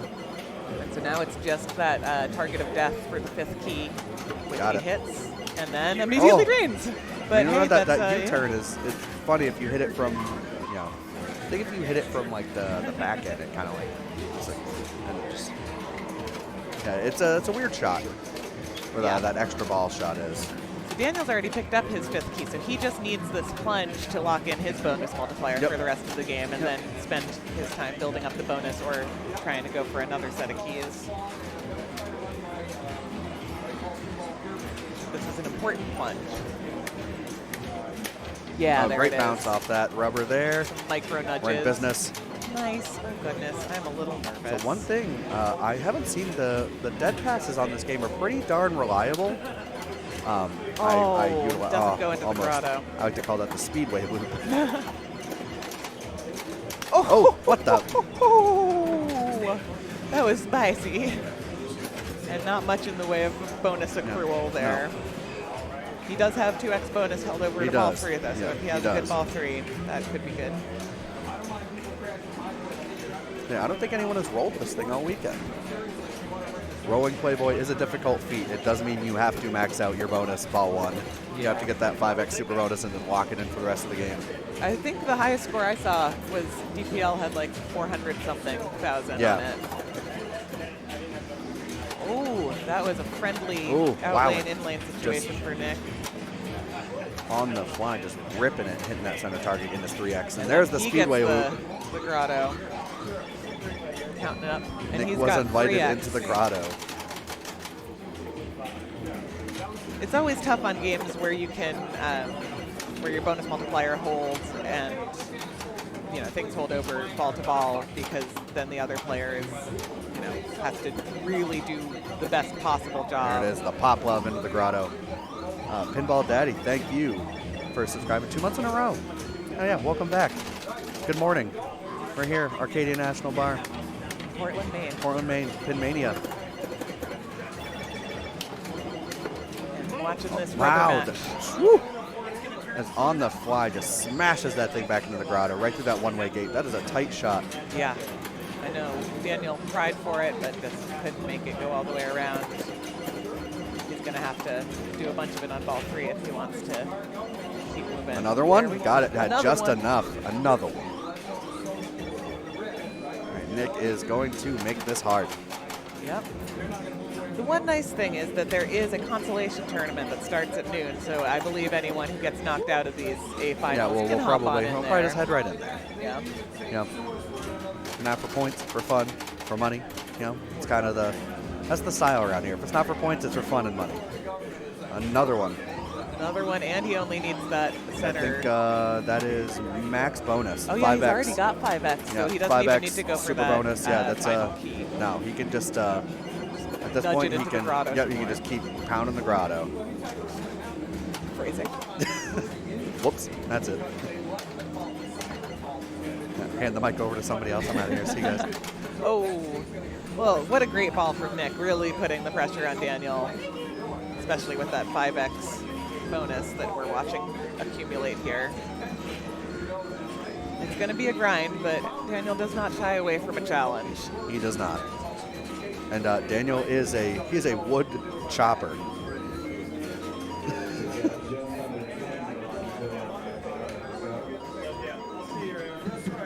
No, he's stepping up to. Oh, he's not because No, that it's bonus is still going. You cannot stop counting the bonus. There we go. You have to sit there and listen to the. It's demoralizing. Is that supposed to be a recognizable song? I don't think so. Okay. Maybe? I don't know. I have a Harlem Globetrotters, and when you start up a new game, it says and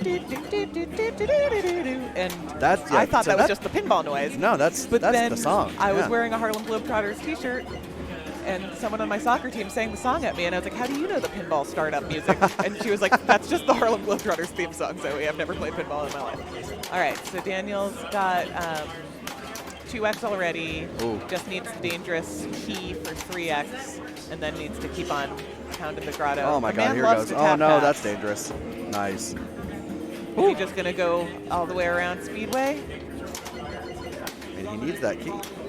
Yeah, So but no ifs, ands, or buts he's about it. got to do a lot of Speedway thousands. Anyway, oh, but you don't get the 20,000 until you've got Right, that final yeah. key, You right? need And that it's only key. the keys that you've gotten on that ball. Right. Does he know that? I don't know if he.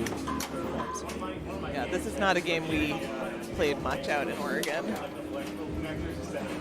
Oh, stuck ball. Stuck. Maybe. I mean, we'll say he does have to make an attempt, right? No. No, he Technically. doesn't? Technically, no? I mean, I think it's one of those things, if it's obvious, then don't do it. Yeah. Where is our tournament director? Yeah, where is, there he is. is he already there? No, he's at the computer. Ah. So Daniel's just going to hang out in a suspended state. Don't do it. Don't do it. Don't do it. Do it. Yeah, no, okay. All right. I mean, quit it. like it's a big hill to climb, but at least give yourself the option. Right, you have to give yourself a chance. Don't, Yeah. And Jeff will just come in with his magnet and he'll place the ball on that right flipper. Yeah. Basically, if the ball is in play, you draw a line dividing the playfield Thanks, in half. Espion. That's a good tip. So the theme of the late 60s TV show, Playboy After Dark. I love it. Wow. I figured. The So more that, you know. I mean, And this is another pinball trivia moment. Like, this I'm is never gonna forget this. It is locked in. I just forgot somebody's name, but I remember that now. exactly. That's what my brain space is being taken up with, is the Playboy song is the theme to the late 60s TV show, Playboy After Dark. If that triangle at the bottom wasn't there, then he would. All right. Things are happening. Yeah, we have what's he? I can't see him. Oh, we need. Jeff went out there dry with no keys. Sir, the keys are in the game. You still need them in your pocket. Lyman the last time I put it towards the top, and you could get it. It's like, you have to get it out. All right. Well, Oh my God. hopefully, so someone has the presence of mind to take a picture, just in case someone slam tilts the game. Somebody. Cough, cough. Cough, cough. I mean, that would a comp ball on a game like Playboy would be crippling, because you would have to start over. It would be really tough. But I guess we do have the stream. They could look back, like you can. Yeah, we could always see find the scores. So there is no real chance of this game being completely disqualified unless it is broken before it's decided. Oh, Derek just took a picture of his TV. Great. Good. Well, all right, awesome. Yeah, can you text that to the tournament director? Send that over. Ship it. All right. Well, while we are waiting for the stuck ball to be dealt with, thank you for watching Maine-ia 15 Finals, coming to you live from Arcadia National Bar in Portland, Maine. I'm Zoe Brable. And with me is Kyle Cameron. And we are happy to be talking about pinball with you this Sunday morning. It's another good day. I don't have to work. I'm here talking about pinball. What could be better? I don't have to worry about playing it. I did sign up for the consolation tournament, so after this game, I will probably be leaving the booth for a little while. It's all right. It's time to be consoled. Yeah. Shout out to Jeff Parsons, our intrepid tournament director, who is fixing things. Oh, what's it? The backhand grip on the ball there? All right, so we're going to place it, back on that left flipper, or right flipper. God, what are directions? Time isn't real. Yeah, don't ask me for directions to anywhere. We all just use our phones these days. Yeah. I don't have to know where east and west are. Yeah, we got a phone for that. All right, so. All right, Daniel has a mere 400,000 to. As Brian mentioned in chat, Daniel needs to collect that key. That's got to happen. Yep, absolutely. Hopefully he can backhand it from this trap, but this is also a common curse. Yes, it's like you get the ball placed and you get a restart. Drain. Yep, and first shot you miss it, and then you just drain, and in the words of Carl Havoc from I Think You Should Leave, I don't want to be around anymore. I don't want to be around anymore. Okay, he picks up that key, and now it's all right, everything's hunky-dory. We're 3x. But there. Oh no. No. Oh, and that's that the doesn't end. work. If you can't get it all the way around, you don't want to go to the grotto. Maybe Daniel's too much of a feminist for this game. Yeah, I mean. He didn't want to go into the grotto with the playgirls, playmates. Yeah, the playmates. I don't know the lore. I mean, you don't want to hang out. This back glass is so goofy. I can't believe there's 3 Playboy machines. Like, couldn't make me a Barbie movie, but could make 3 Playboy themes. All right, Nick. Just playing it out. It's academic at this point. This is settled. Playgirl is a different thing. Okay, see, there's so much for me to learn. See that? Yeah. Oh, Playgirl's the magazine for girls. Right. Yeah. Exactly. So you can be a playgirl. I think are you still a bunny then? Are their male bunnies for Playgirl? I actually don't know what they're called. Hares? Hares. Playboy hare and a Playboy bunny. Yeah, the Playboy hares. All right. Well, I am going to depart because I didn't get enough pinball yesterday, and I'm going to try and kick some butt. As always. It was a pleasure. A pleasure, as always. So we will we'll pick back up with A here. So again, if you were just now tuning in, or you weren't here for when we're talking about standings, Nick DiStefano is moving on to the semifinals after defeating Daniel Rohn, who played his way in from the 8th seed. Great performance here. It's his first time here at Arcadia. Yeah, and, he'll be back. And he'll be back, and he showed out this time around. So.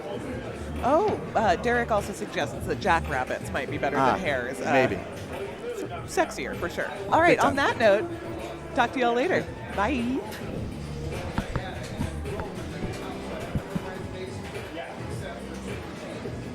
All right, y'all. Let's head back to take a look at the bracket, see if we have gotten an update from our intrepid tournament director.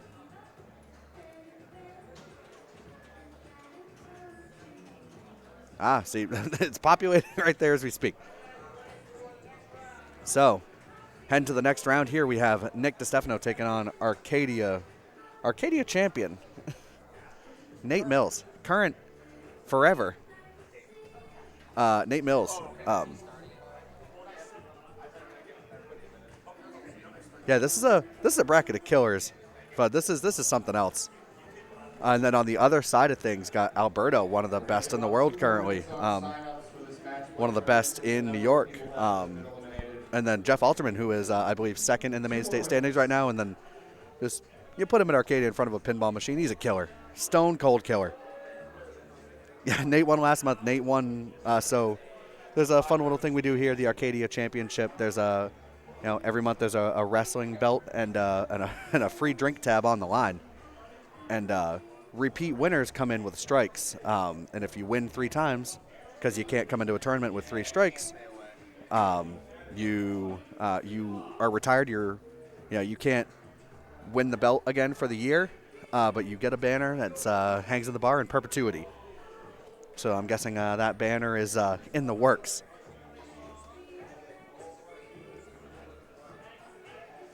Yeah, Nate won June and July. He repeated, and then he won earlier in the year. It wasn't a three-peat, but it's pretty close together. It's close enough. We have 2 more spots in this match play if you do want to get in. 2 spots left. If you're Nate Mills and you just think you're going to lose this round, I'll let you sign up. I need to sleep and be at home. But Mark charged my shit up here. Bless. I'll be back for that. With 16, we've got 100 to first, 60 to second, 40 to third, 20 to fourth, and 20 to every round winner for the final round.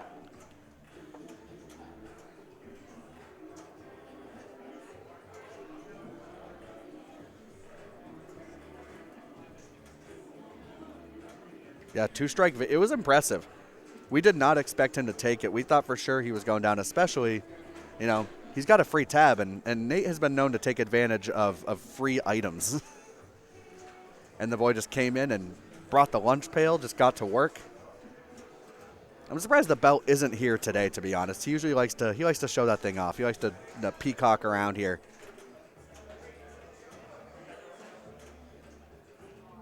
Yeah, Parks. I asked Dave. Yeah, you might as well grab lunch. What's the difference between 1.5 hours and 2 hours? Yeah. All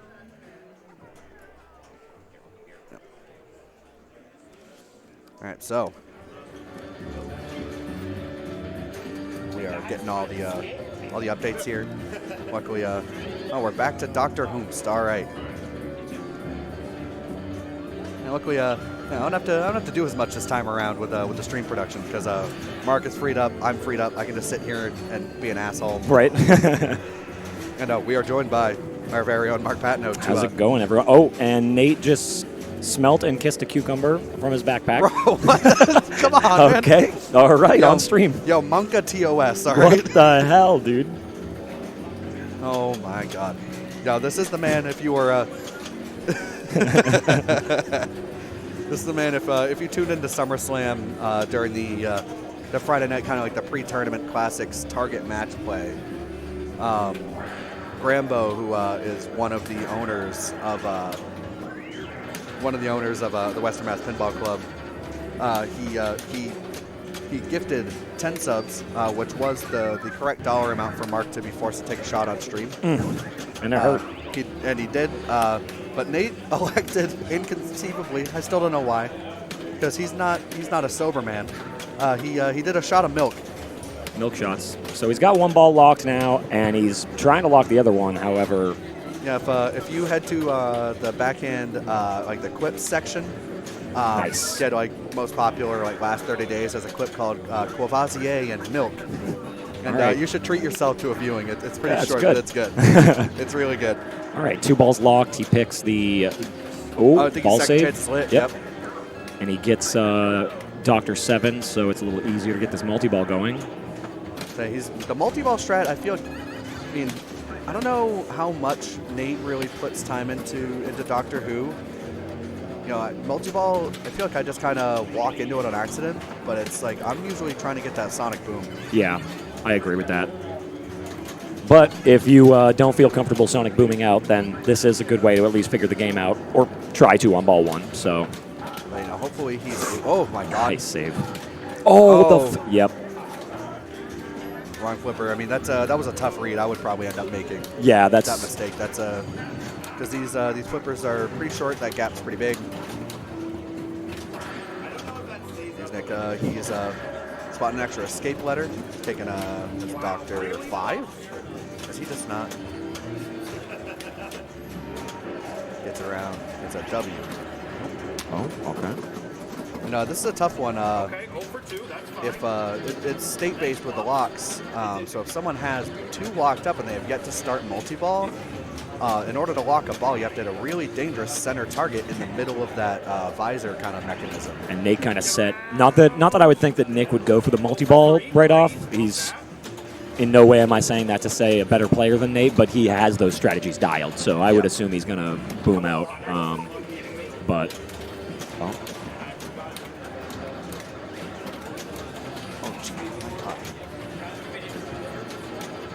Here we go. It's like Sonic Boom will start at 10.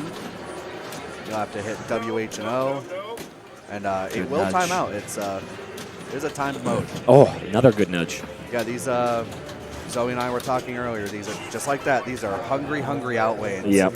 They're so deep and there's so much space in there that just once it's there, it's pretty much it's a wrap. Gone. It's gone.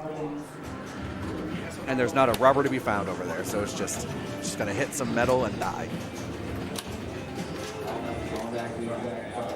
However, I mean, Nate's still not out of it. I think he needs to start building that multiplier up.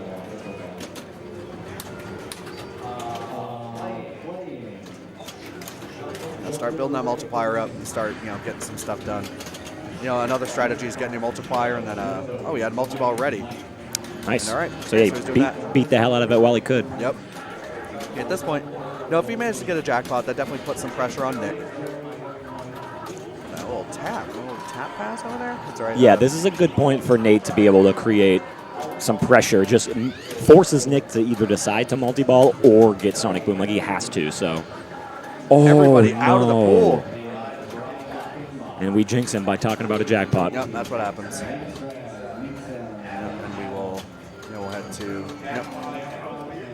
Damn. So that's an unfortunate drain there for him, but Nick gets to walk up now with minimal pressure. I think he's only got 2 loops to Sonic Boom. And now he's picking 7 because multi-ball's back open. So. Yep.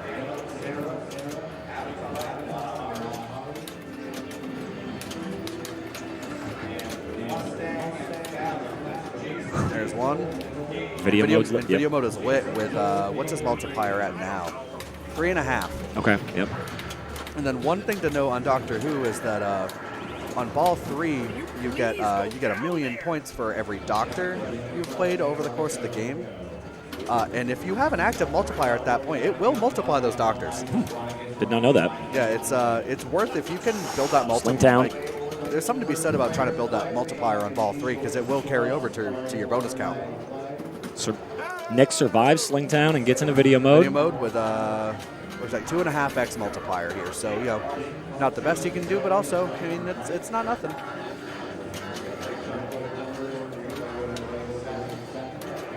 It's in. Cool, 11 million there. Yeah. That shot up there has not been kind to him. No. Oh.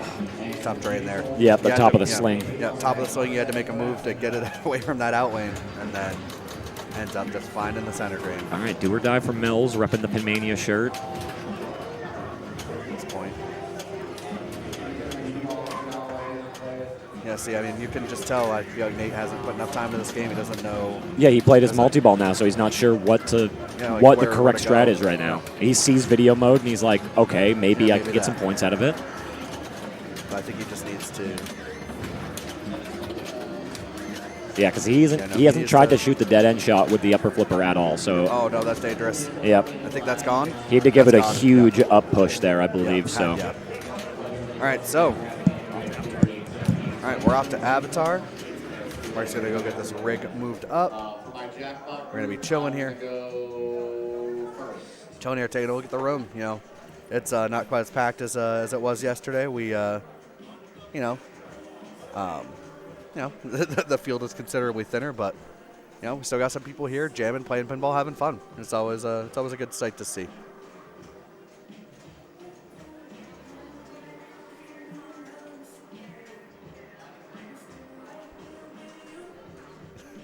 Yeah, let's get move your rig in chat.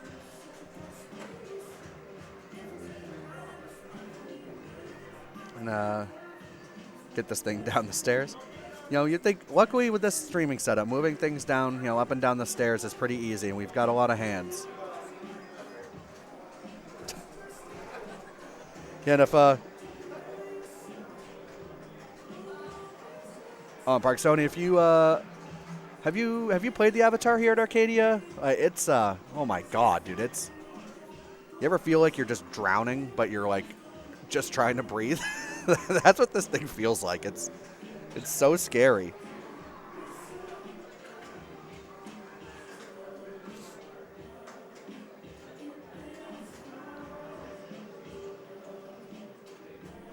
Yeah, if anyone wants to clip, Derek,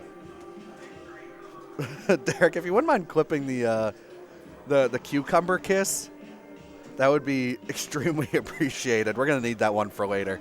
I can imagine that'll be an emote like before we know it. Pretty much the first thing that Mark does when he gets home.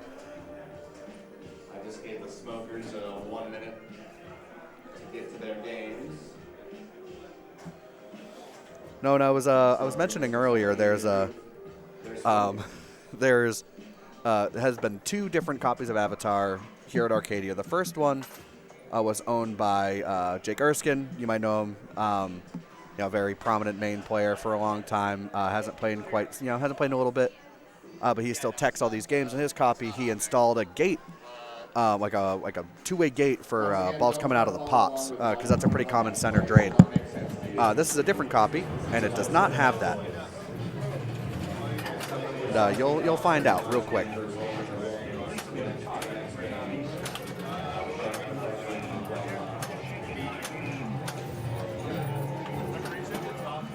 We got Nick Stefano leading us off. Locks his ball in the wink. First thing, that's the dream. Definitely want to get that going ASAP.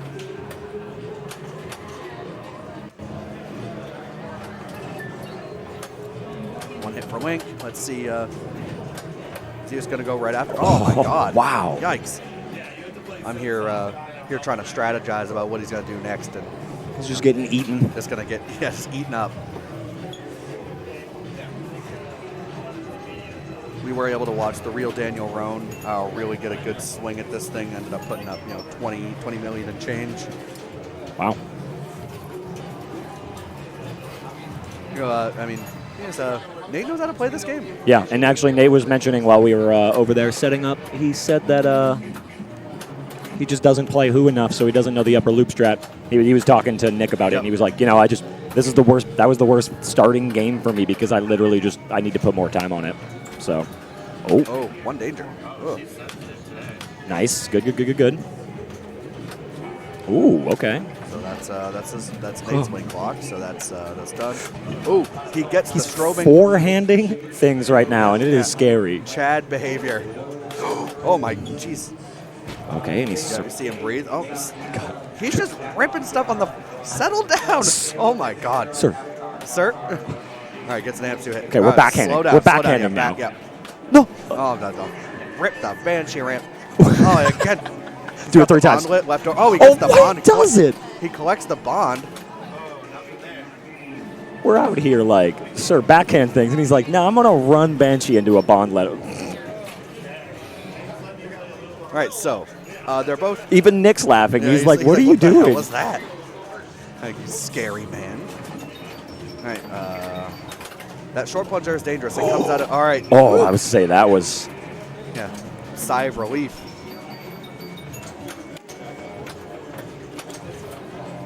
Oh, no. Ooh, okay. All right, so they're both at pretty similar game states. I think Nick is 1 hit away from Wink, as is Nate. All right, starts that there. So I think now Nate's going to be able to pop a ball in there. And Oh, okay. All right. Sure. Now we're just hot dogging. He's going to get that one back. Oh, no, it took the other one, too. Damn. Everybody out of the pool. That was a savage link there for... So, and honestly, Nate is in a better situation here than Nick because Nate's still got Link ready to go, and he's got his amp suit open. Yeah, he has amp suit, because you saw Nick, he didn't even want to shoot at amp suit. It's like he wanted to ricochet into it rather than a commit, so. I mean, Nate, so the amp suit has a strobing target on AM or P, and if you hit the strobing target, it's very similar to Attack from Mars, where you'll just drop it instantly. Yep. And he did that on the forehand like an absolute madman. And he's doing this, he just forehanded the Link shot. He could, I guess he's probably trying to save amp suit Yeah, at for this those point, who but- haven't played a ton of Avatar, both of the multi-ball shots are very backhandable, and they're very safe if you miss. The forehands, not so much. Oh my God.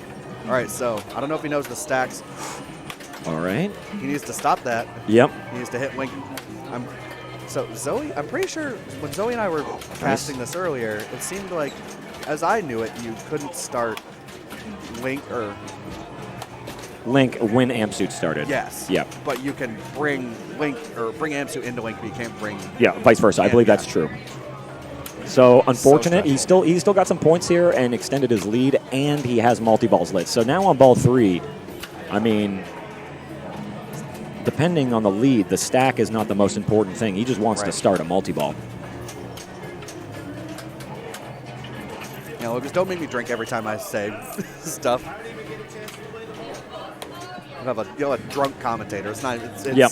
It is 12:18. Yeah, they opened the bar. Eastern time. I had to walk away. I was like, not today. Bar's been open for about 20 minutes. Gets savaged, unfortunately, right? and we go to game 3. That's an uneventful Avatar game, but we're off to game 3, which is Matahari. So we're headed next door slightly.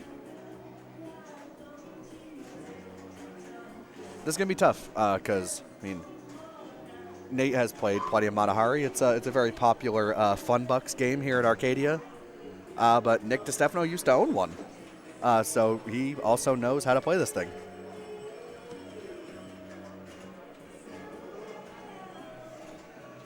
Dr. Pop, the P3 is Weird Al. Yeah, just showed up. Yeah, it's Strange Alan Yankovic.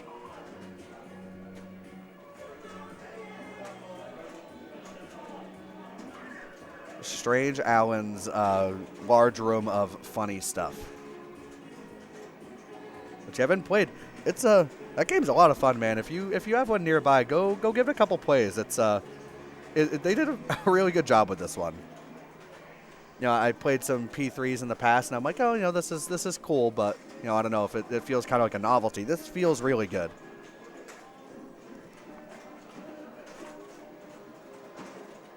Not one of the kind of Arcadia regular player base. He bought it and just had it shipped, landed right at the bar.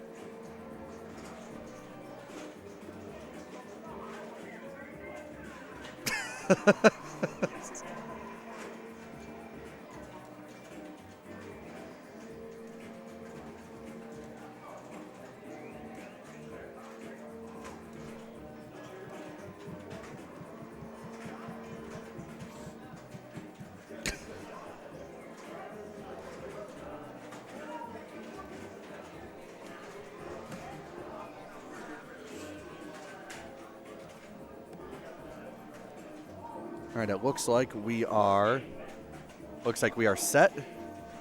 Rig is on. Because they are on it, so we are just waiting. So this is actually. So this is the side tournament. Yeah, this is the side tournament. So we are like, hey, we'll just throw on this while we wait. Yeah, why not? Pinball content's great.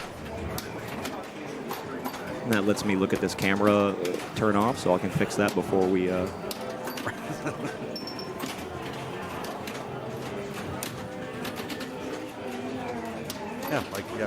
It gives us a chance to fix this stuff. We love that.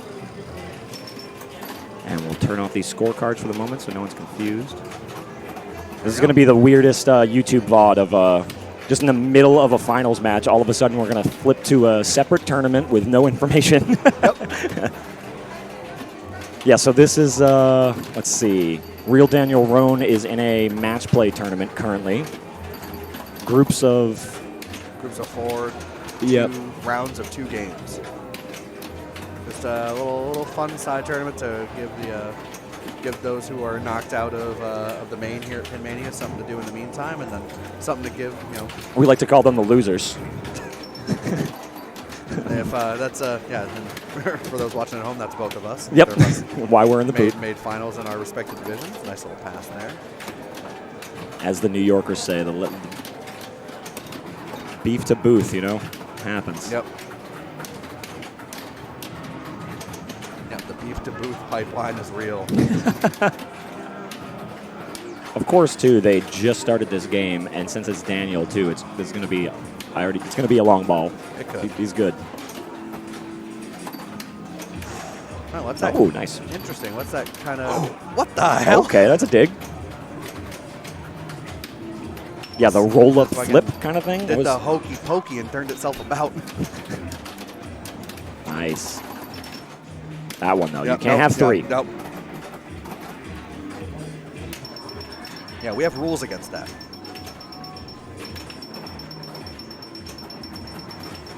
Ends up with 3x bonus. Or no, that's full. That's 5x. Yeah, and massive, too, so. Woo. Yeah, is that max bonus? I think it is. I lost count. Shout out to Doug Parsons. Shout out. Oh. So our lone Canadian made the trip. He's a Halifax guy, right? I think so. Nova Scotian? Yeah. Came to Northeast SummerSlam as well. Yep, he's been coming to the New England tournaments. It's good to see him. He's Yep, yeah, dangerous on the. yeah, toss up the Canadian gang signs, dude. We had someone kiss a cucumber out of their backpack, and now we got gang size going on. I tell you, anything can happen on backhand pinball. It's just. That yikes. feed was. Yeah, this is where the memers come to play.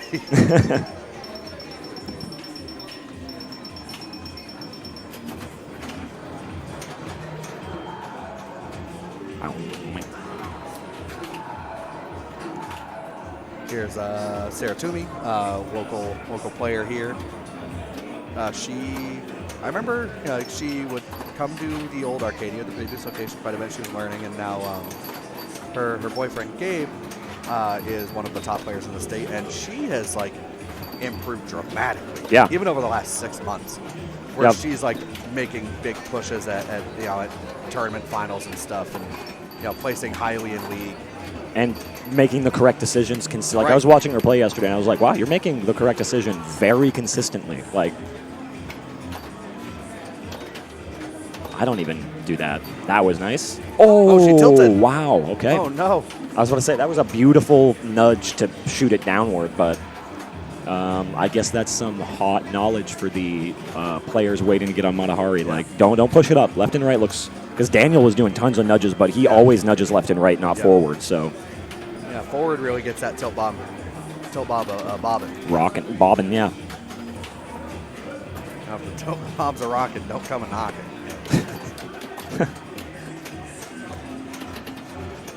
it. Now you make me want to... The terrible people that have, the balls hanging off the back of their truck. I want to have a tilt bob hanging off the back of my Subaru now. Subaru. I'm sorry for everyone in chat. I had to reference that. Couldn't get the whole diggy spin out there, Oh, it's groups of 3. Okay, that's a little better.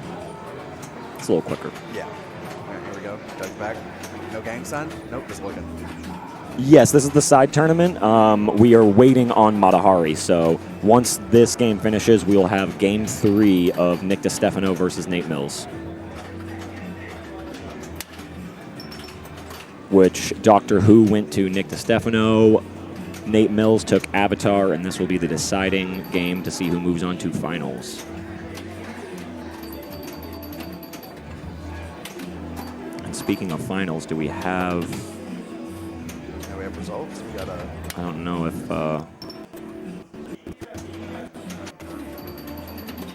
my computer's like... There's just so much open. Yeah, so Alberto, I'm trying to see where they're at right now. 4 format of the side tournament, Brian, is it's match play, 5 rounds, 2 games per round. I'm not sure of the scoring. 3-2-1-0. Penberg style, 3-2-1-0. Yep.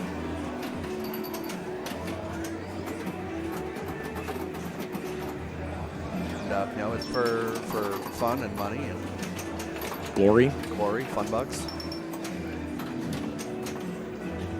You know, it's to get rich. You know, that's all part of. That's why we play pinball. That's why you start playing pinball. If you're trying to get rich. Yeah, you want to stream pinball and play it so you can make a lot of money and retire. You know, that's what they tell me. I want to make money off this so bad. Why is it so hard? I need to make money on this. I really want to. Great ball right there from Doug Parsons at the right time, too, to put some pressure on Daniel Roan. Is this...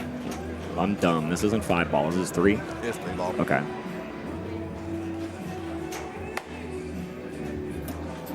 And Dave's got some music on in here that's just... He's trying to get everyone horny. Like, he's trying to get everyone in this building hot and horny, dude. It's like...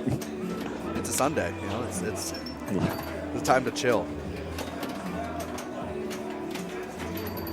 Oh, we like that. Around, nice. Back in that hole. That feed is terrifying now because every time it ejects out of the multiplier hole, it shoots into the pops and it just creates hyperspace speed. Like either does that or it just very gently pushes it out and just drains center with little to no recourse on your end. You just kind of have to embrace it. Yep, this music. Yeah, back to the grotto. We gotta get to the grotto. Oh, Pop Love into the hole there. Ooh. Oh my God! You don't have to do me like that. Yeah, Daniel, this is a side tournament. You need to behave yourself. Yeah, every tap pass or shats you do in this side tournament, you have to put another $1 in the game, and if you win, you can take them back. Yeah, if you win, you can have it.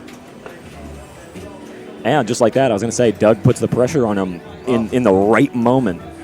And, of course, the game bullied. Nice. Gang sides Doug. He's, I think Doug is looking to take some American dollars back to Nova Scotia, get that converted. Yeah. Get some dollars Canadian. That's what he said to me when I gave him his envelope full of money at Northeast SummerSlam. He was like, perfect, this converts to more money back home. Thank you. Yeah, and I was like, it does. Yeah, so, when Matt Whalen was in New England for like camping and stuff, and he came here, so I got to hang out with him. He was playing in a golf tournament here, and he won $80. He's like, this is like $100 Canadian. oh, hold on, I'm gonna mute this real quick.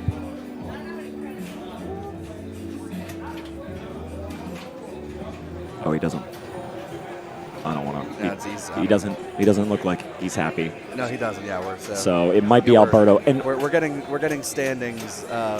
We're not getting updated, but we're updating y'all based on emotional appearance of the competitors. Jeff's emotional appearance doesn't look great, but maybe he was just occupying his time. He was just kind of. Yeah, I mean, I don't put it like Jeff has a huge advantage playing here, and he's very good. But damn, beating Alberto's hard, especially here. Alberto comes to Pin-Mania to take it. Like, all right. Nick knows that they are ready. Nate Mills is getting a drink. Yep, he needs liquid courage. And he's been, hey, after last night, he's been playing classics pretty well. I mean, he had that Playboy game, so, like, you guys are all set.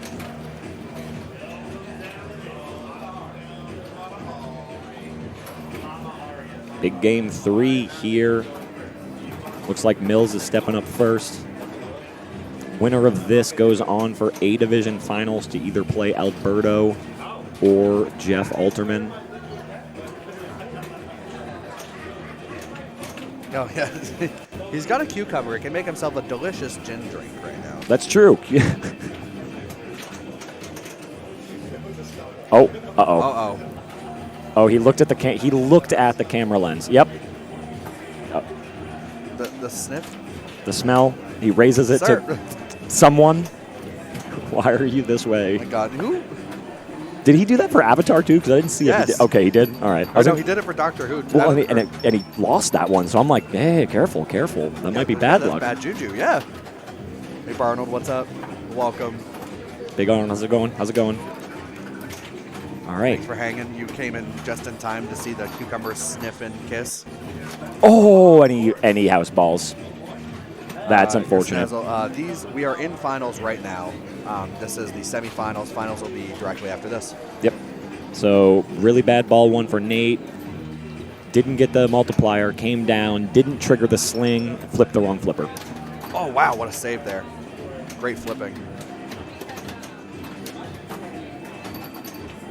So, oh my God, okay. Wow, all right, the playing field is level. Yep, two miss flips for each, and here we are, 2-ball game. Curse of the cucumber. I don't want to hear that, chat. Keep that out. You guys are nasty. All right, you got this one, baby. Does he get the love? That time he does. He almost got the double. Sometimes if you can get that ball to rock enough in that hole, it'll trigger twice.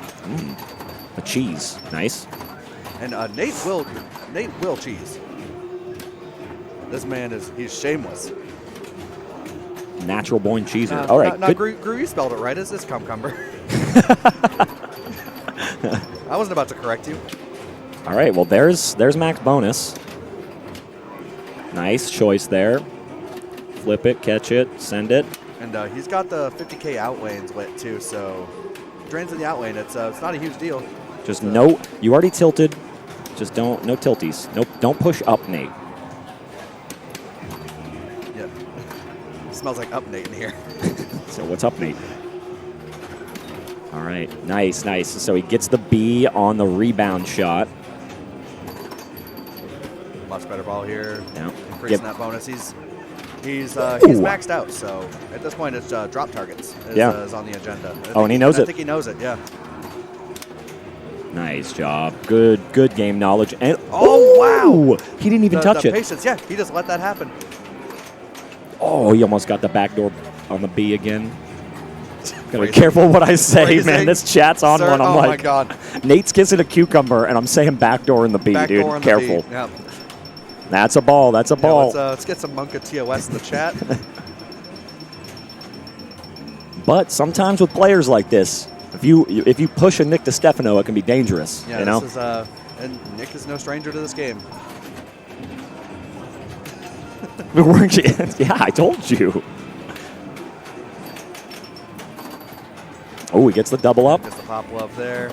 Oh, God. Nice, nice. Good nudge there. Good timing. Oh, another great double flipper save. Yeah, shakes his head. He's like, this game's trying to test him right now. It's moving pretty fast. There we go. Trusting that dead bounce. A lot of these classics here at Arcadia have they're pretty reliable on the dead passes. Until you find out the hard way.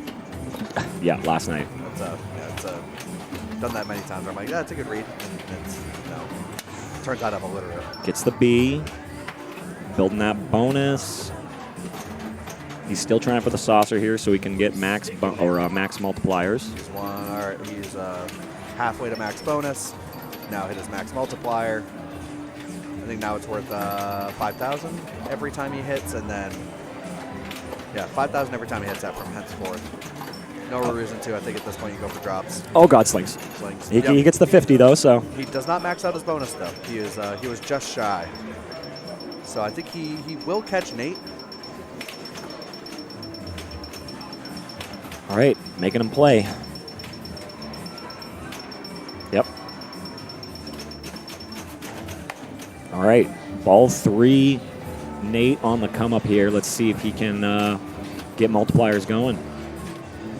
Good nudge. There's one.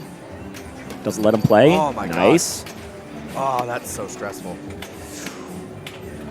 Yep. Oh. Damn, off the top of the sling. That'll do it. Yep. So there is the end of that matchup. Nick DiStefano moving on. Going to the finals. Yep, to the finals, and I'm thinking Alberto may have advanced because I see him on deck waiting. Let's see if this. No, I think we're maybe still not entirely settled. I don't know if they're waiting on a game. I want to go find that out, and then we'll have finals launched off momentarily.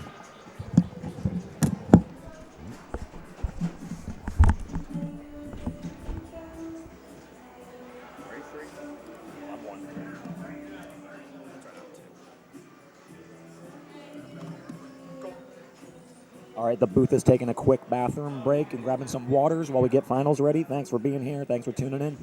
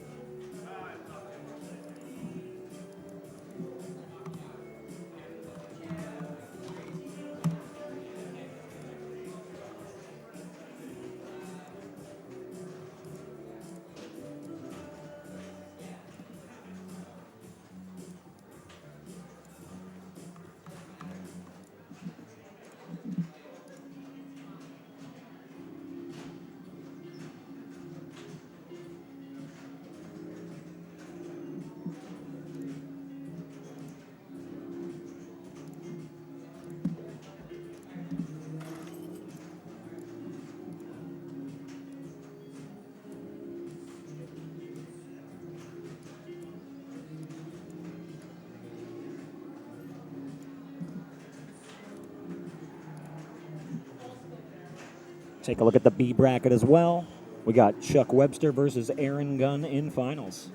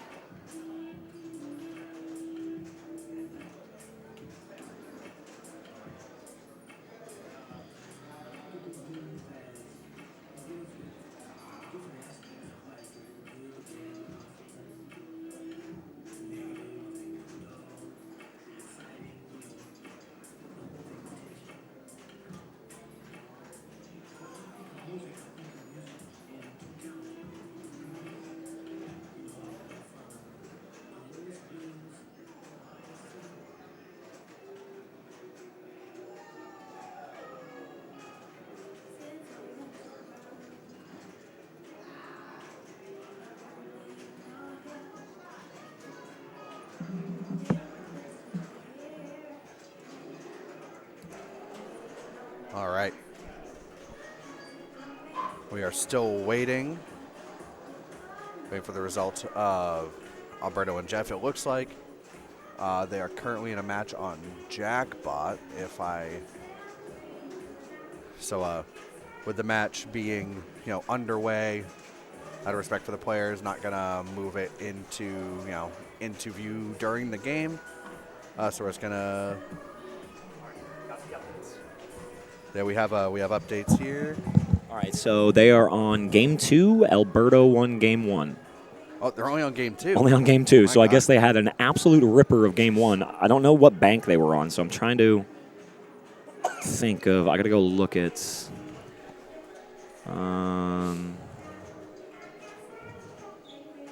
I think these are the same banks, right? No. Yes. Yeah? Yes, they are. Yeah. For the most part. Jackbot now. No, he changed. Yeah, because I see a couple. Let me see if he redid something here. Absolute friggin' ripper. Uh-oh. That's the one. That's not the one.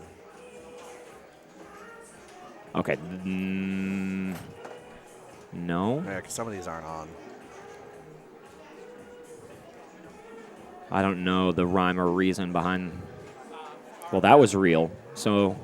Yeah, that one's real. Okay, this is the one. Yeah. Because this is. Yep. So they are on Game 2 Jackbot.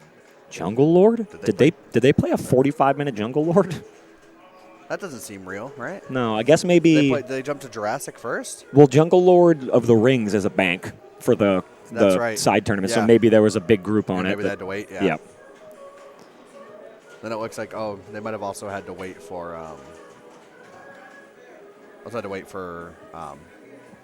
for Jackbot itself. Oh, that's true because they were on. There was a group on it as well. So. And they're already mid-game, so I don't want to try to roll the rig over. Both of these players are very focused, quiet players, not the type that I would just walk up and be like, all right, roll it over this. Hey, here you go. Yep. Have this. Have stream. I'll try to get over Jurassic Park if rig sensitive, Yes, yeah. Very. If Alberto doesn't 2-0, I'll see if they want the rig up on Jurassic Park because it is dark up there and the lights are nice. So. Yeah, I mean, we did learn a valuable lesson over this past round that if you BYOC to Arcadia, bring your own cucumber, and you sniff it like a cigar and kiss it, you will lose that pinball game. That is a confirmed now stat. You can't sniff and kiss a cucumber before a match at Arcadia. You will end up losing. The series, we should say. Yes. I mean, every game he did it. I don't know if he did it for Avatar. That's why I don't know if he did it for Avatar. I didn't see him do it, which is why when he did it for Matahari, I was like, wait, you just won. We gotta get that information. Yeah, you can't be. He's out in the smokers lounge. Also, or else we could. And by smokers, he did it for all three. Okay, we got confirmation from the chat. Well, I mean that's 66% loss rate when sniffing and kissing the cucumber. I will say that that's a really interesting way to force a nickname you might not ever want. It's just like, oh yeah, you know that Nate kid? He's a cucumber kisser, bro. Like, don't ever call him. No. Yeah, you got to be careful with that. Oh. And I was going to say, Aaron Gunn versus Chuck Webster is our B finals. I don't know. I think they're waiting for A finals to start as well, but those are the two going to. I mean, that's a good finals in B. That's a cucumber boy. Cucumber's already in the well. They could do some cucumber juice. They got the nice juicers back there. Oh yeah. And like cucumber, you don't have to peel the thing. You just drop it in the juicer. You absolutely have to be selective. That is true. Right time, right place. I told you the music was working on more than just me. I wonder if that's organic. Is the cucumber organic? Well, Alberto is appearing to have a hell of a ball over there, so that's good. It's funny that the rig is right next to Jackbot too, but.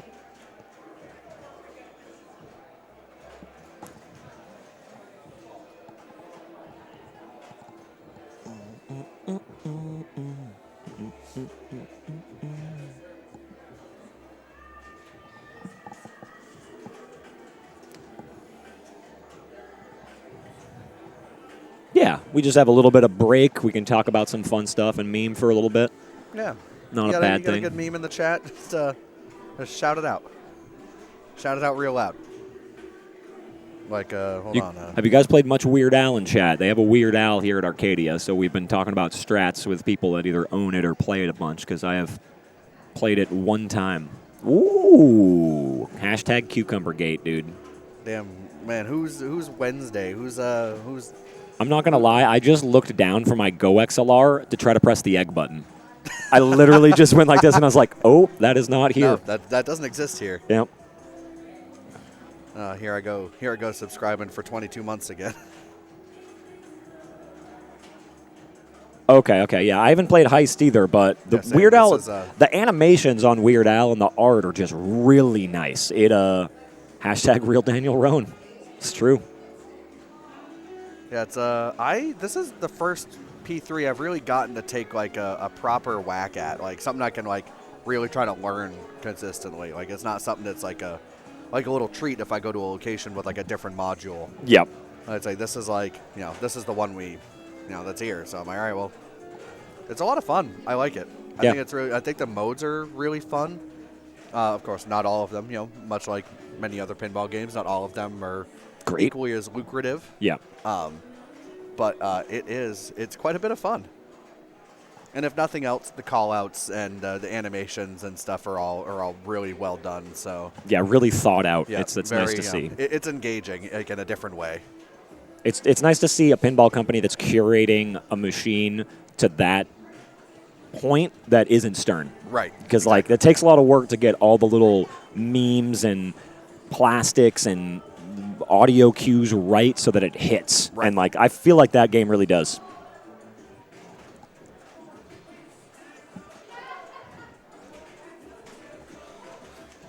Yeah, what do you guys think about Venom? You excited to play some Venom? I'm interested in... That Harvey lock is brutal. Yeah. At this point, I don't even take a whack at it with that upper flipper anymore. I just will try to hit the right orbit when the ramp comes down.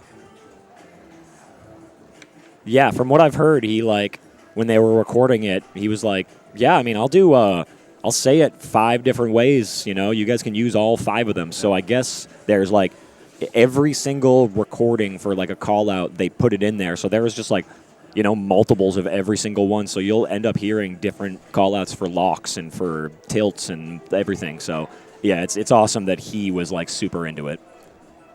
Yeah, I think I haven't seen, a ton of content on Venom. I need to catch up. Pinball content seems overwhelming these days. Yeah, I it agree. really isn't. I'm just bad at keeping up. Keeping up with the Kardashians, as it were.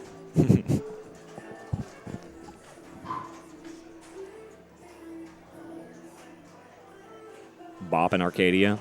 Here we are, still Arcadia, Portland, Maine. You haven't been here. Fix it. Get over here. A weird tilt. Venom certainly, I mean, it's technically one of the games of all time. Yeah, that's absolutely true. It has been a machine that is created or being created. It has been brought into existence, and that's remarkable. I'm curious. I'm obviously gonna give it a whack. Is it Brian Eddy on design on that one? Is that who it is? I think so. Yeah. Yeah. And his games are hit or miss for me. Yep. Some I like, some I don't. We'll see. Obviously, I see the head shake from Jeff. Oh. Yeah, I was saying, we're updating standings based on emotional. All right, we got a handshake. I think that's settled. Oh, it's so hard to tell because both of them are so slow and staunch and don't show too many emotions while in competitive mode. Ooh. Wow, would you look at that? Dave with the fun incentives. He had to one-up Pin Mania's final group payout yesterday just by $10. So, gotta do it. Well, Alberto is playing. Oh, he looks up. Yeah, looks back down. Maybe Jeff is just disappointed because he left the door open.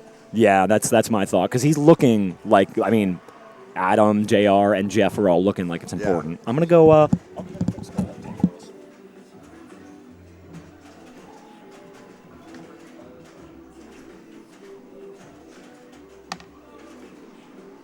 Mark's going to get a little score update, see what's up. But Jackbot has never-ending things going on in the display, so getting the score is like an act of Congress.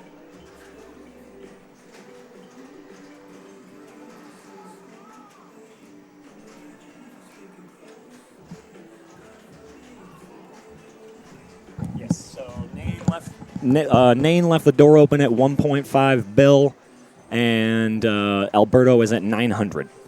Oh, so definitely very attainable. Yep, that's why I say also, it's a good score. It's not bad. It's just that, Alberto, he probably was around 8 when he started, so, 700 million's not enough to feel safe against Alberto. Super secure. Yeah. The emotions are raw here, just like Nate Mills' cucumber he brought from home. Yeah, yep. We don't cook those. That's no, he did not do anything with it. And when I was over there, Alberto was not a gambling man. He was taking his saucer points without doubling them up. And I was like, okay. I mean, that you can grind it out like that. I find that almost as much as being a degenerate as just gambling. Yeah. I'm a degenerate. I like to gamble. I I will shoot that ramp every time. I will shoot under there.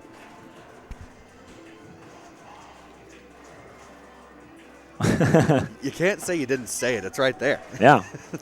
The receipts exist. The lore starts right now. Oh, God. The lean back. Yeah, I really cooked my cucumber on this one. All right, I'm going to go see if we can follow them to Jurassic Park. Oh, it was close. So, I mean, Sears could be over, potentially.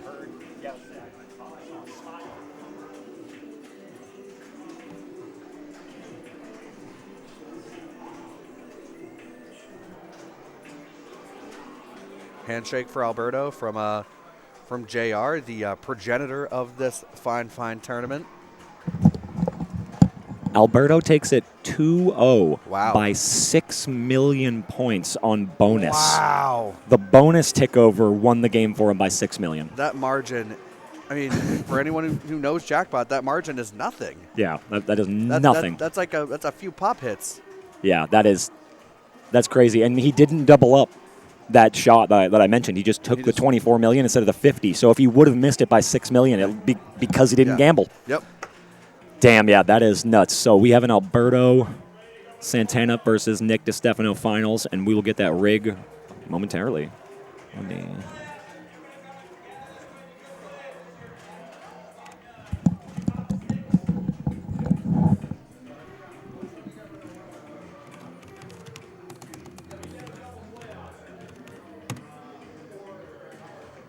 Oh, that looks terrible. Oh, that link's not gonna work. That link's not gonna go. All right, hold on. We're gonna.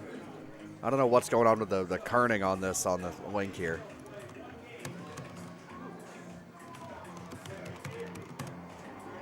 There's that is JR, creator of Pinmania.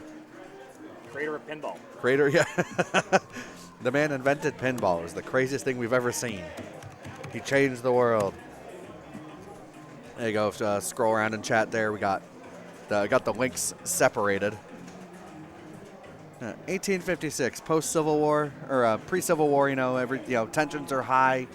The Union is on the cusp of falling apart, and the man created pinball. It was his only hope to unify the nation. It didn't work, but then he created pinball golf. And Pinmania.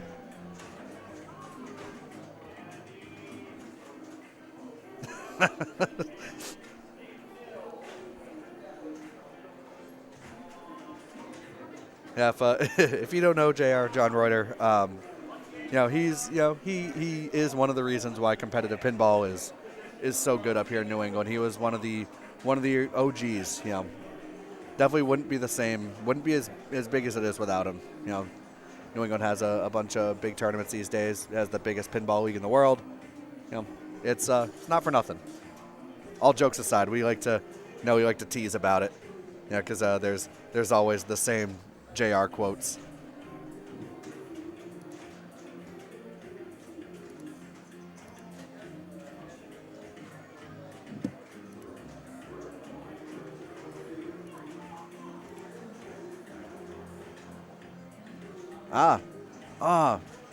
Derek, you're the best. Yo, go Gamba. Everybody go Gamba. Go predict. You can win channel points. You can get stuff like you can modify an emote. There'll be channel point rewards eventually, I'm guessing. Oh. But Gamba live. Go Gamba. I'm gonna make that.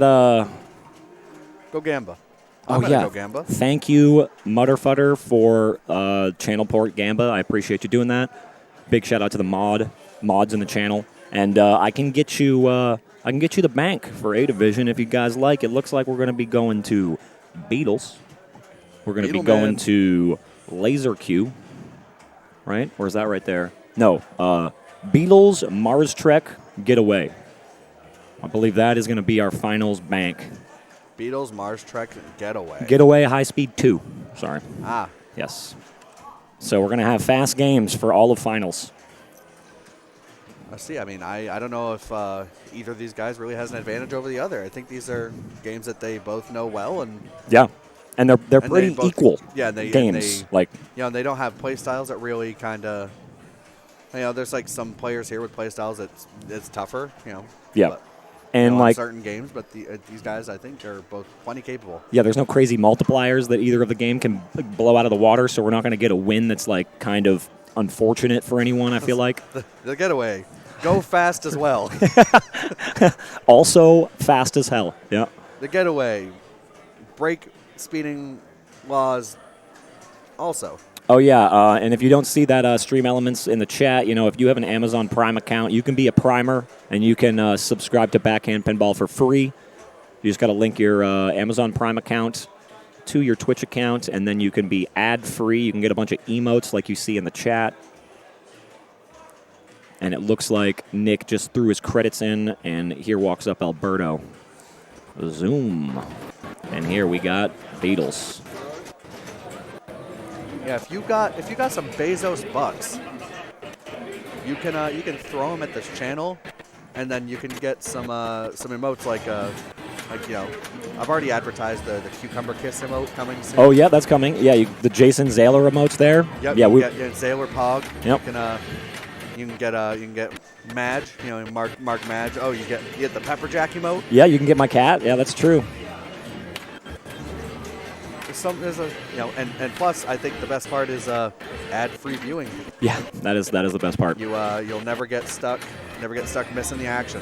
And like we're too busy to deal with pre-rolls and yeah, and like I said, I don't ever pre-rolls run and anything on purpose. Twitch's ads have just gotten crazy over the last 6 months to a year. So I do apologize for everyone. You can Twitch Turbo if you'd like, but you are just giving Twitch money directly instead of a content creator. So.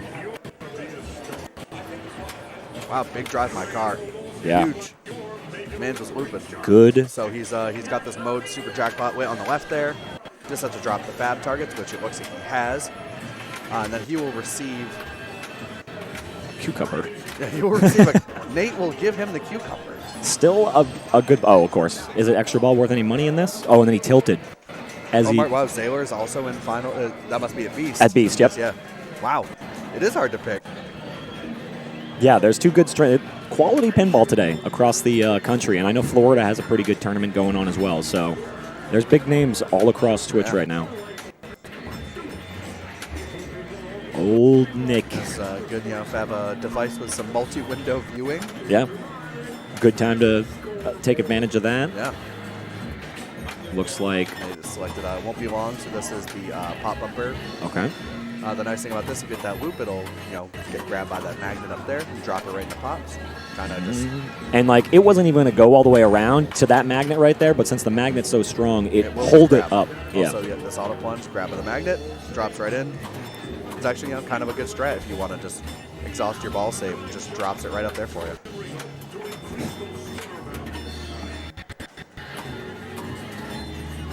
Okay, that gives you guys some viewing options then. That's right. I'm glad we're offset for finals timing. There we go. Has a good chance to finish this. He's at level 4. One more to go. I don't know how many hits he has left. The answer's 0. That finishes. Oh, great nudge there. Good job.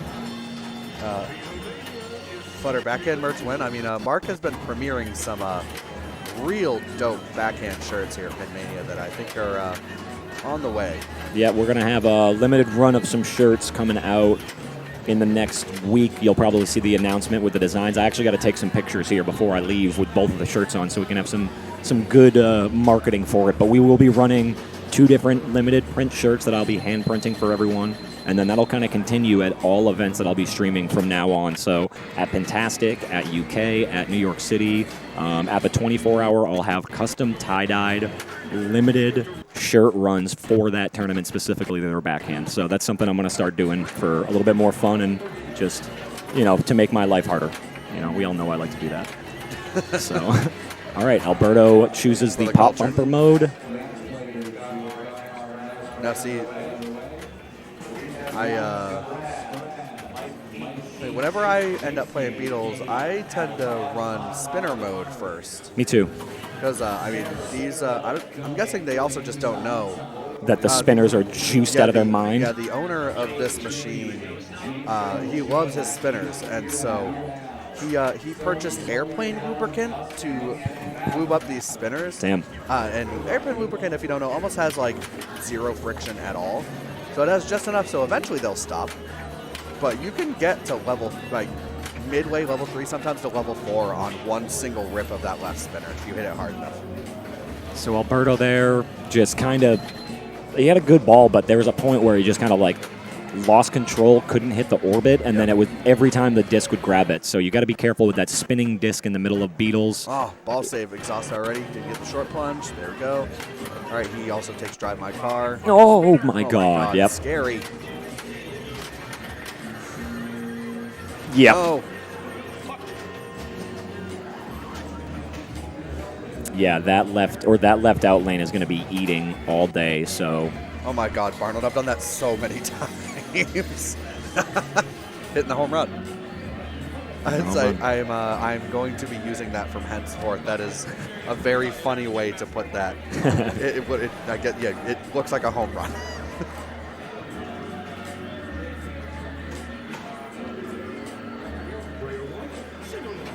Without any pot. Yeah, that I don't even want to read that again. Yeah, it's painful. So I assume everyone's playing their multi-ball here, as you usually do. Only get that on ball 3. Oh, is Breto's not going to take it? I don't know. Launch the ball. There we go. All right. Yeah, he's taking it. Okay. Like the way he flipped, what's he up to? What's the Some big New idea? York tech strat. Guess that Jackbot, an easy way to relight Jackbot. So if Beatles is you relight your Jackbot during this multi-ball with just target hits, so kind of like a frenzy mode within the multi-ball. That'll relight Jackbot for every, I believe it's 30 or 40 target hits. Oh, damn, okay. You can just rip a spinner once and you're pretty much ready to shoot for Jackbot. That's true. Oh, he gets a very long grace period for a ball save and stage. Oh, he tried to stage into the. Oh, it's going to go around. Oh, he Got gets it. You can stage on this game. It's pretty nice. It's pretty funny watching people do it too. It's good nice save. All right, so like every other mode. Nice, but he's nudge. Got the Jackpot lit on the side there, so if he hits it, it'll essentially double what the mode is worth. So he'd be looking at another 530 something K. Tries the pass over. Goes to Slingtown for a minute and then gets deposited out the right, dude. Much like someone exploring their spiritual side, exploring religion, they're trying the pass over. All right, yeah. Nick's like, okay, I see you. Yeah, these out lanes are starving, and there's not a rubber to be found over there. So they are just hitting a metal post and either dying or just spinning off into oblivion. Yeah, you have to be very active. Like, it'd be fine if this game were a little slower, but you have to be so active. Oh, the magnet. Okay, Nice there's the setup. first jack. You want to get that first Jackbot quick so you can use your ball save to hit those. I think that's 2 tilt warnings. Yep. That was a big move. Nice. But kind of, you're up against the wall here, really up against it. Yeah, he has nothing to lose. He had to do it, so he just can't make a nudge now for the outlane save if it potentially comes from Slingtown right here. He just has to. Yep. Nice little nudges there. You could tell he was doing it, but all right, looks like that Jackpot is lit up. Home run? Nope. Don't do it. Good. Oh, that's a hard shot, man. Early. It is. It's so tough. All right, the game's giving him trap shots at it, so there it is. Got it. So, sneaking. He still had a target up. That looked like there was a magnet there that just grabbed it. That was bizarre. Yep. Nice. See, he knows it. He has no ability to try to save in the outlane right now, so he's just praying. And this is a really solid work. So it looked like that was accidental, but I think it was on purpose. All right, Oh, he's got the song lit. This could be huge. He can get it up to that magnet up there. Gets to pick a song. There it is. That's big. All right, it's drop target frenzy. Hit drop targets, get points. End of story. Oh, yep. No. And he's going to get there on you bonus probably either. heard the scream too, no doubt. Yeah, All right. bonus will not get him there. A solid game by both, but Alberto will take Game 1.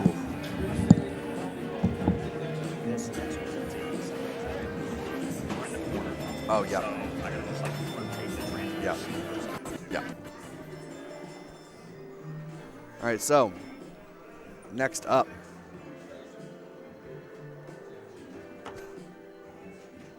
Dude, I have to play off against Jeff on Playboy for 3rd and 4th place, but we both get the same amount of money no matter what. It's all for IFPA points. It's going to be like 1 point. Let's Hooray. Get it, Playboy decide. You might have been able to hear that over my mic. Nate Mills, Jeff Alterman playing off for 3rd and 4th. It is the same amount of prize money, but it is, for some Maine Whoppers, and those are valuable, like in our chase for the state finals. 1 point. 1 point is, it's not nothing. 1 point separates most of the players who are registered in IFPA, so not nothing. Up here, a little bit tougher. 1 point will probably pick you up a couple placements, but nothing radical.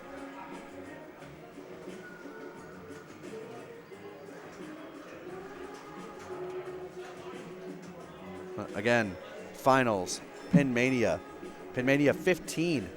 The tournament's existed for 17, 18 years now. Obviously, we lost a couple years that we don't have to talk about. But we're back, 2nd year here at Arcadia. Winner of the 3rd and 4th match gets a potato. Yeah, Nate's going to have a veritable salad by the end of this if he keeps winning. And if he keeps bringing vegetables from home.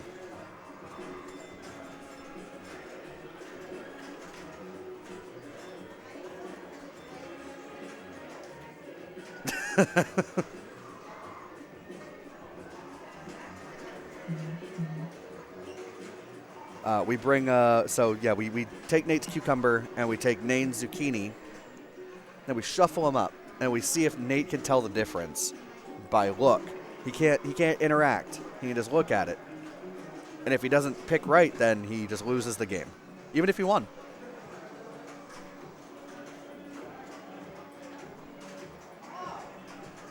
Yeah, if you can't tell the long green apart, how can I trust you to play in state finals?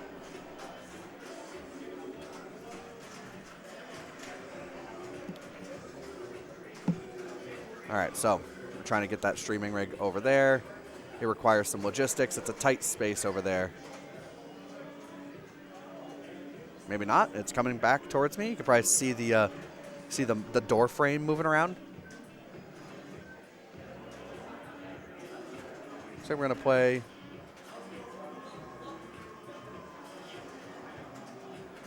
playing something else?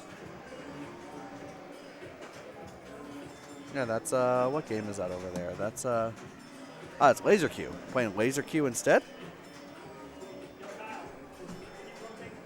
Yeah.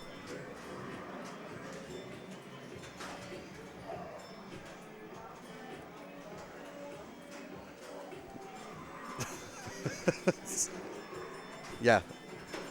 Yeah, I think, next tournament, the theme is bring your own salad ingredient, and then we just see what we end up with.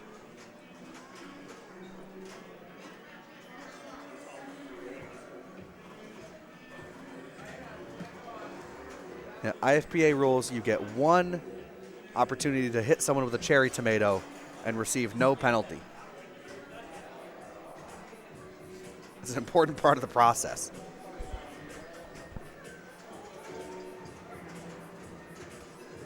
But that might also be a thing. It's up to tournament director discretion. So, it might not be implicitly stated, but if, maybe I don't see you whip the cherry tomato at somebody. It's like referees in wrestling, like someone got hit with a chair, but the ref didn't see it, even though it's like someone has been hit with a chair. You can hear it throughout the whole arena. It's like, I didn't see him hit him with a chair. I didn't see the cherry tomato.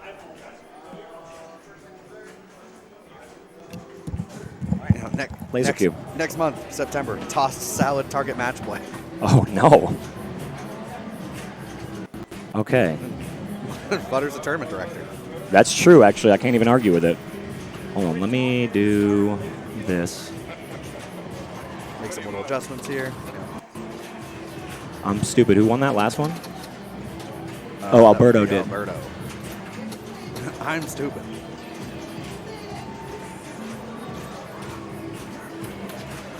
Sorry, as I like to say, I say, you know, I'm dumb, but I ain't stupid. Oh, no. That's going to stay 1. So, with a win here, Alberto could close this out and become your Pin Mania 15 champion. Otherwise, you know, Nick could force a game 3. And I don't know how many people know that at the venue because there's a lot of stuff going on. But this could potentially be the ticket right here. And I'm not making it easy for us to commentate either right now.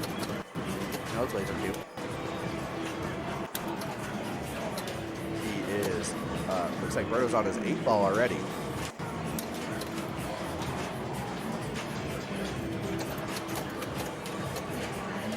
Now, most of the time I don't even collect, oh, he rips it. Oh, yeah, it's a little bit cut off the top there, but we can live without it.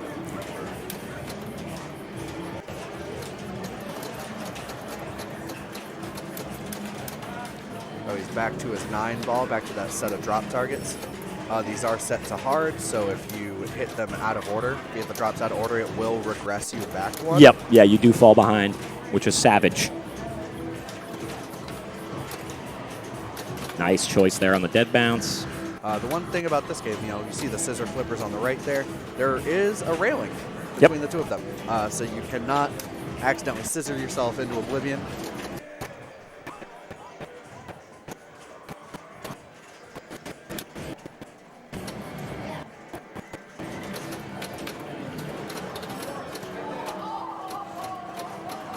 Yeah, right there. You know, many other kind of classic tournament games like Paragon, another one. You know, it's like those are wide. Harlem Globetrotters, you know, those are all wide open, but this one is closed. Definitely makes this game a little easier, but it also makes for, you know, compelling tournament games. Like people are able to put up some big scores on here. So yeah, and there are strategies with this. So, you know, these are the targets you're trying to knock down. You know, if you hit the incorrect one, you do lose space, but you can also just keep comboing these shots here, and the value keeps building up every time you hit one of these targets at the end. And there's another target up here that is currently cut off. But if you hit that 8 all the way up there, so he's every time he goes up there, he's collecting that value and increasing it. So not only that, so completing pool, the lanes up top, you know, that's bonus multiplier, and then bonus carries over if you complete. So if you complete a rack, which is, you know, getting balls 1 through 15. Then you will get a rack. You'll have a permanent bonus, and your multipliers also carry over. So, you know, spelling pool a whole bunch of times is the strategy is doing. So you just using that upper flipper there to keep that thing, you know, keep that up there, keep getting lanes. Does it again. His bonus is huge already. I think it's times 15. Oh yeah, people definitely like to make this game more evil. I like it as is because yeah, it makes it, you know, makes it fun to watch. Might, you know, too easy, but you know, for you know, some of the best players in the world like we have here, you know, most games are too easy. So he's able to get that rested on that bar. He's got 14 to shoot for. Looks like he's gonna rip that spinner instead. He's already got his multipliers maxed out if my eyes don't deceive me. He could just continue to spot pool letters. Eventually he will. He spells ball. That's you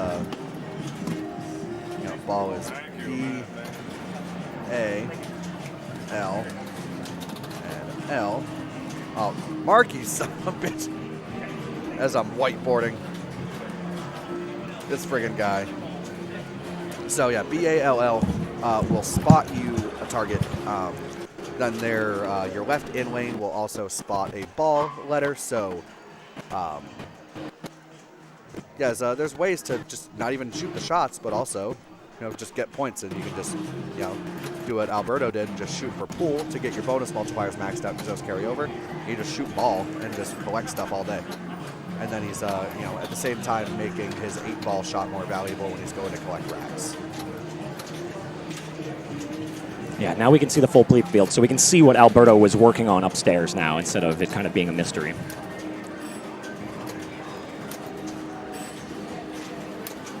Yeah, and as you see with Nick, you know, if you do play very patient and under control, you can snipe all these targets down with relative ease. But he's trying to kind of drive by on 5. You know, just hit the drive by, put it back on the upper play field. Good nudge. Oh, yep. Misread on the flip there.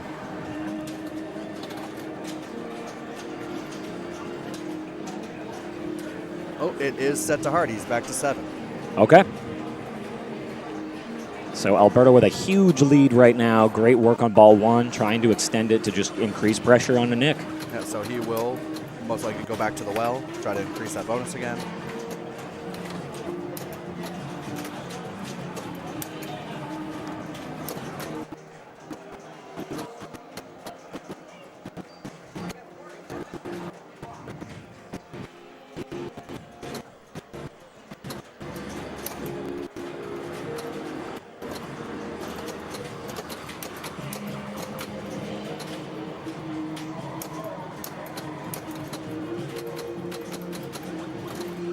Great work here. It's like almost no commentary because this is just a work of art on Laser Q. There's not much for us to say. He's hitting every shot he wants right now. Oh, and then commentary's curse comes fast.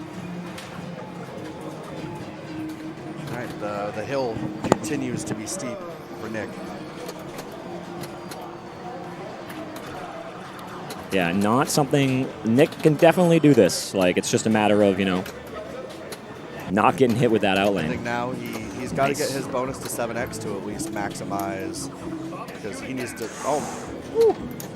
the fastest slide in America. Yeah, he's just, God, he's to find a trap. There we go. All right, he's on his 8 ball. Probably try to put it back up top, maybe hit the spinner. Spinner's a hard shot. Oh, that was pretty. That was really pretty. A little weight. And then he whiffed, but that's okay. He's going to do the little drop here. Oh, he knew he could hit the spinner from the upper flipper. Nice. Not enough? Nope, not quite. Does finish pool. Oh, he collected the last letter in ball. It spotted the 8 ball for him. That's so good. Done. Oh, God. Nice nudge. Another one. Woo. That left out lane, very similar to Doctor Who, very, very deep. Very deep, and there's it's only cold metal to be found over there. Yeah, you don't see Nick play on the fly like this very often. This is crazy. He's just, there are no traps for him right now, and he's making it work. Gets Beautiful. Oh no, I think. I don't think it hit the target. Yeah.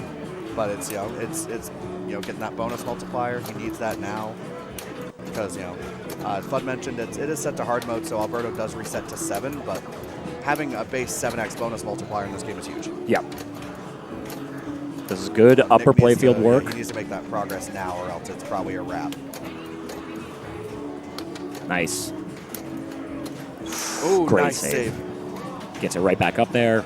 Yep, gets another bonus multiplier. He's at 5. Beautiful work. Great read. Oh, back to the shooter lane. That's a skill shot right there, Barry. You get free spins. Yeah, free spins. We love free spins. Oh. There's a whole bunch, that's why every game has a free spin, It's the best. Oh, he knocks down that target on the drive-by, but he mishit a target.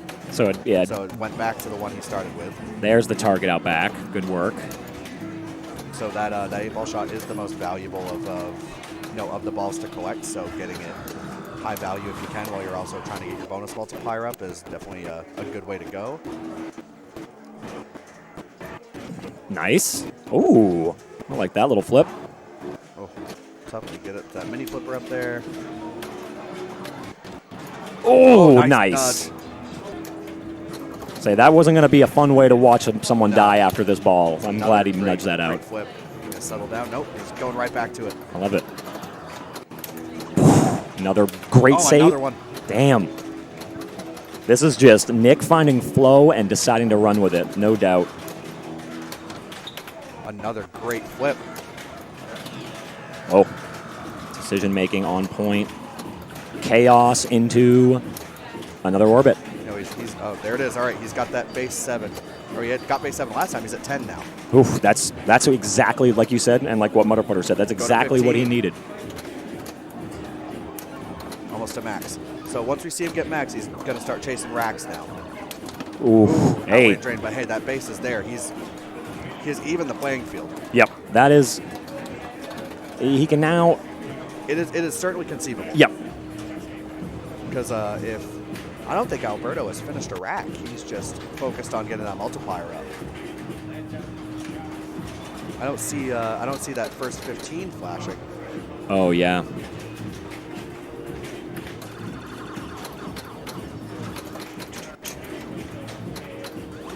Nick still needs this to be, a rough ball for Alberto. Yeah, he doesn't want to see him have a, another 500 ball. That's going to be, Nick's going to have to play out his mind if that's the case. So, but he's done the legwork. He got himself to 7x. He needed that. I think we're going to see him most likely get himself to 20 and then try to finish that rack. He'll get 15K base plus any balls he's collected that are extra, and then that'll be times 20. Damn. Hopefully. That's the idea.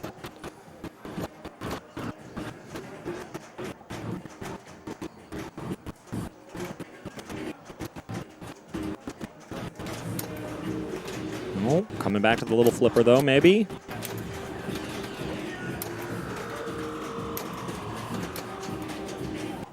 Oh. Yeah, this is the content you get from backhand pinball. You get FUD doing the math. You don't have to. Neither do I. I know what 9K times 10 is. Ooh, okay. Right, that's a drain there. We are. What are you doing? Go drink somewhere else. Get out of here, cucumber boy. Screams into my ear in the microphone. Sorry about that, chat. Congratulations. There you go. You have $45 technically. He spent $100 on his tab yesterday drinking, so got some of it back. And then it cost him $30 to enter the tournament. Probably another probably 15-ish in coin drop. So I think he broke even this weekend. That's the dream. That's why you do it. You do it for the cash. Oh, and that's tough. Yep, I think that's gonna do it. Yep, he hits the B target and then the misflip. I think from the left. It kind of. I don't know if it touched the top of the sling here and kind of did a little. Yeah, it did. But it looked like there was a bit of a misflip. So, unfortunately, there Nick ends up losing in finals to. I mean, Alberto. You can't really complain or be upset. I mean, yeah. Yeah, he's one of the best going right now. He's a fantastic player. And man travels quite a bit to tournaments. Like he's out here to play. So there we have Alberto getting his picture taken with JR, the creator of pinball, of course. So that's amazing to see. And Alberto's a longtime Maine-ia player. So Alberto has been coming up pretty much every single one. Because I mean, back before New England Pinball has evolved to the monster it is today, this was effectively the New England Championship. Yep. And Alberto and crew coming here, I don't consider New York a part of New England. I think it's but it's close enough. Yeah. So we love to see him here, and it's really awesome. We're going to do some trophy presentations and some cash momentarily, and we'll get that on stream most likely. I actually have to run out to my car because I do have 3 things for the winners. So I'm going to go do that real quick. Let's see if we can take a look at the B bracket real quick and see where they're at.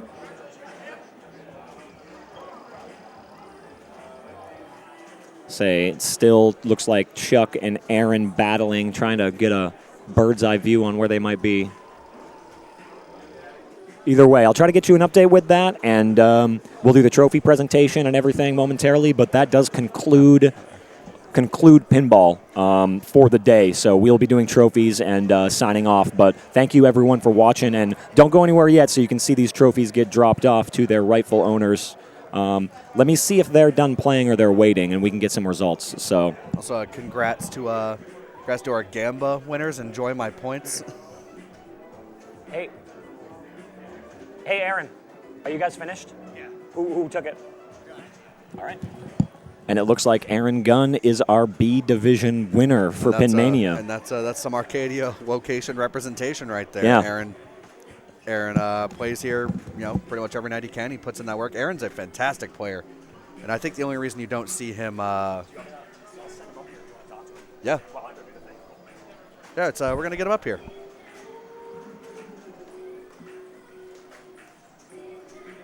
We'll have bonus commentary.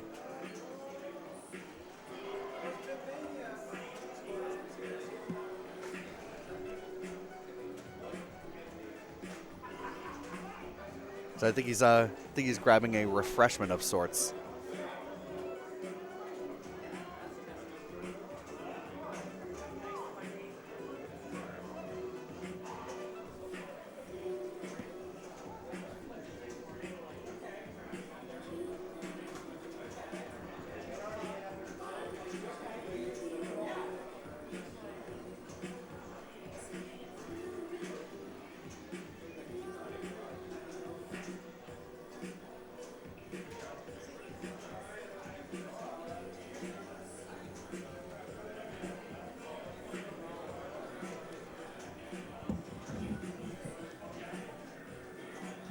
All right, y'all. I'm in this dark corner.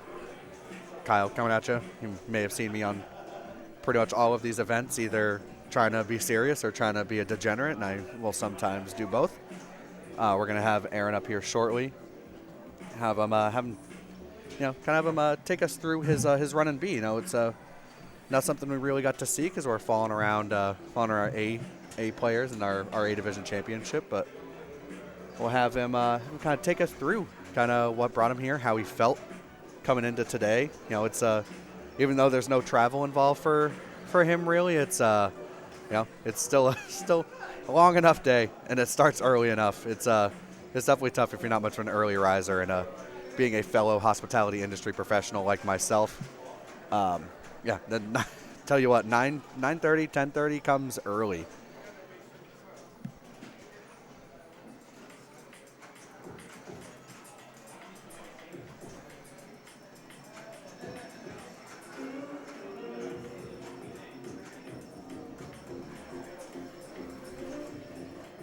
Let's head back to our bracket. Yo, shrimps is bugs. R.I.P. Fireplace shrimp from last night. And important. Super important.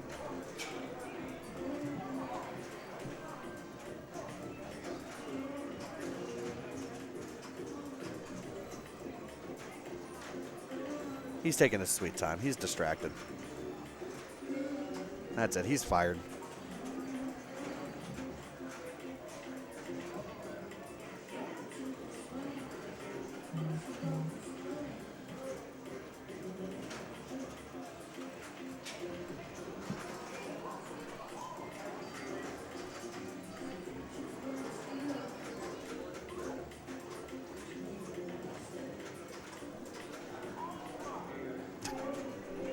I'm asking for the summon. I'm casting the summon.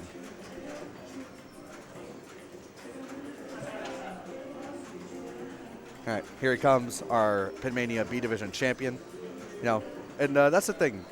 You know, a lot of people are like, oh, B Division's worse. No, it's B Division. It's just as good up here as A. It's, if nothing else, it's just craziness. But welcome to the booth, B Division champion Aaron Gunn. So you know. As you know, we followed around the A Division guys for most of the day, so the journey to B was not super publicized. What was it like for you? How was it getting to the end, getting to the promised land? Games took a lot more balls from people than I did when it came to scoring. I lucked out, but gotta grind things out every now and then. Yeah. Play consistency, play to your strengths. Yep. Find that fucking rhythm. Yep.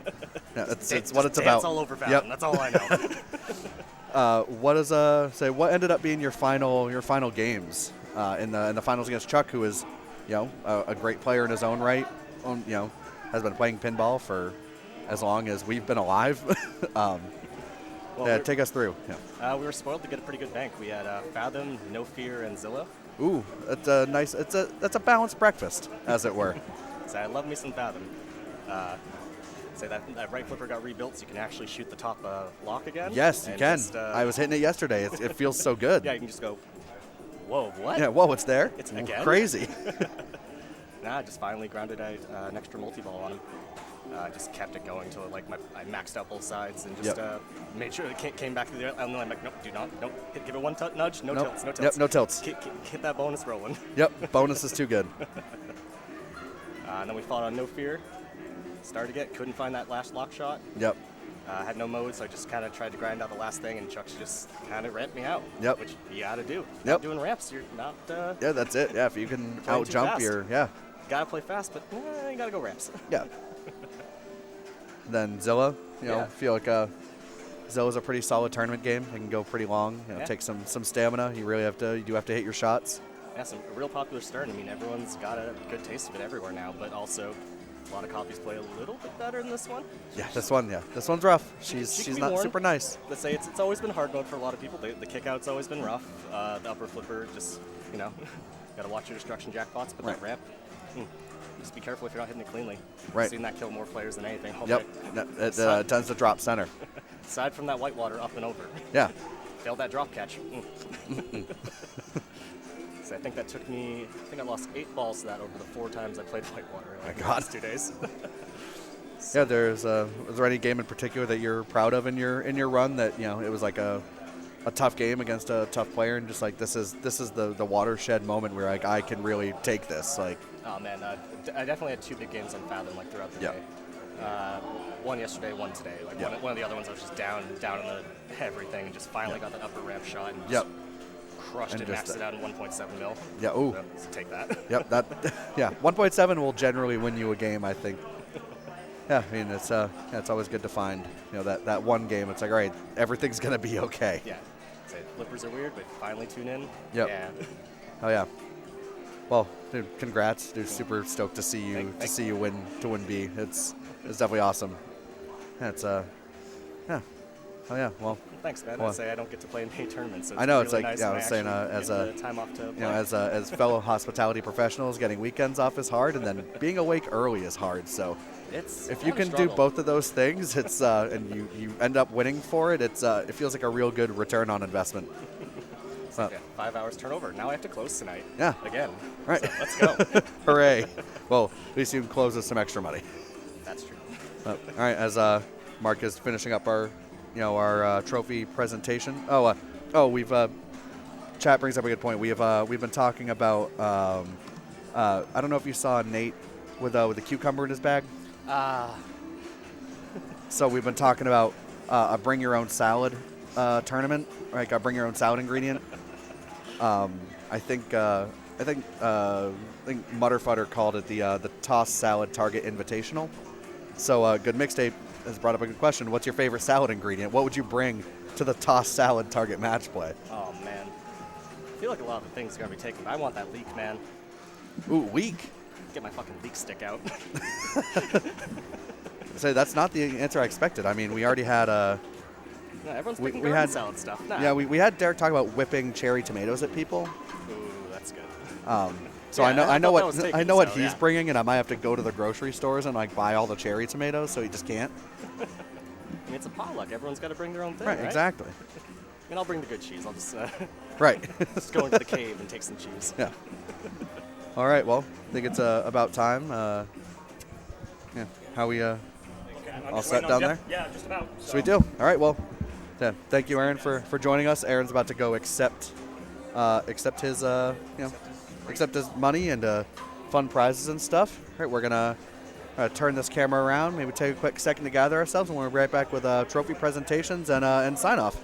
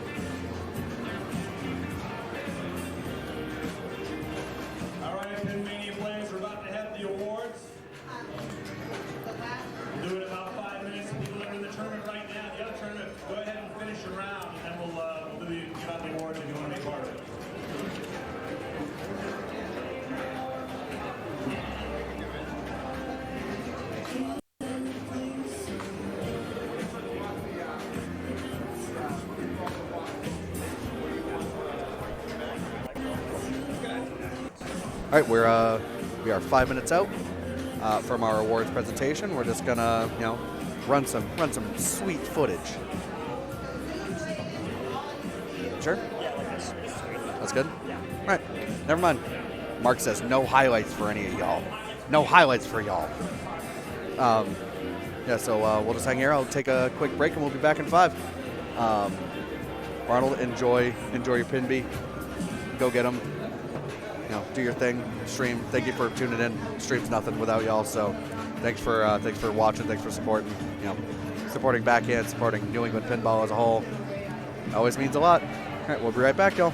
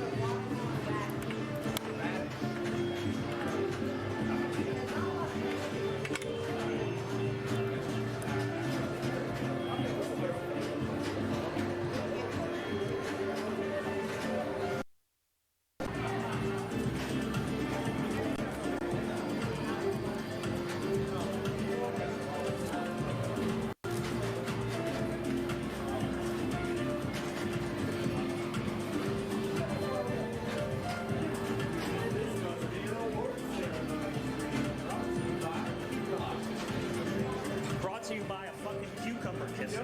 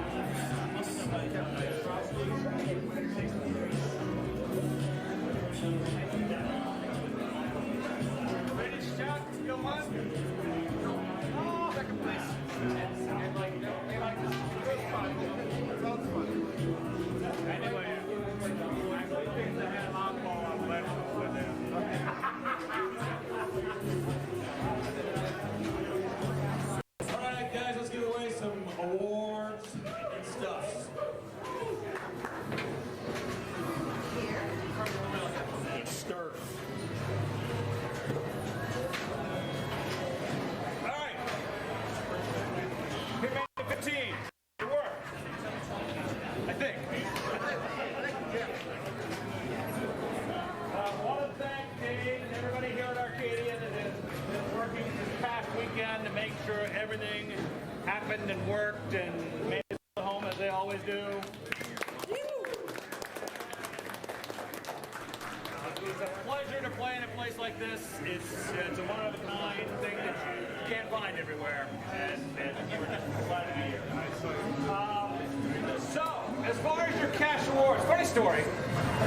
I collect all the money on PayPal. Okay? PayPal said, I just bumped it up a little bit. Is it crazy or try to give it some more? when I have more money than I've ever had in my PayPal account. So it's still in there, and I can't get it out to give anybody cash. So what I'm going to do is I'm going to give you your awards and your cash rewards. I'm going to PayPal you back with what you registered with. I did see you at Oxford Casino last night. I'll say that. It's gonna take a couple of days to get that cleared up, but we will get you your, as long as you, I think everybody here registered online by paying online. If that's the case, I've already got your info. We'll shoot that money back to you electronically. So probably it's actually better that way. Just got enough to get to Brazil. Right, yeah. All right, so grab my little list here so I don't all of a sudden give an award to somebody that doesn't deserve it. Hang on a second.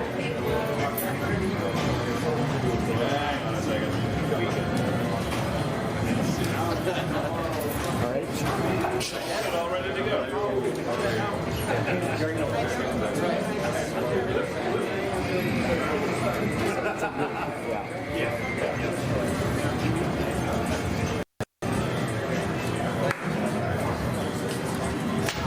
Here somewhere. There we go. Okay. So let's start off with B division. Fourth place in B division goes to, with $30, Matt Gay.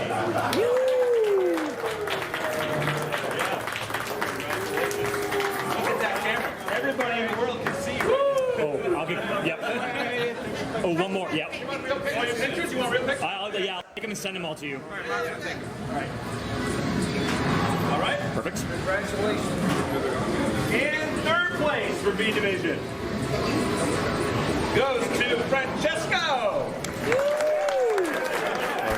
Absolutely emotional moment here. Yes.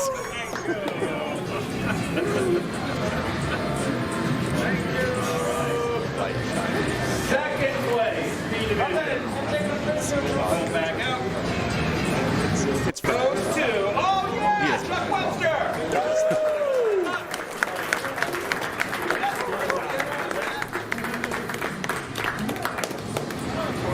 Thanks, JR. Yeah, you betcha. Thanks, Jeff. And your first place, B division champion for Arcadia's in Mania 2023 goes to Aaron Gunn with 95.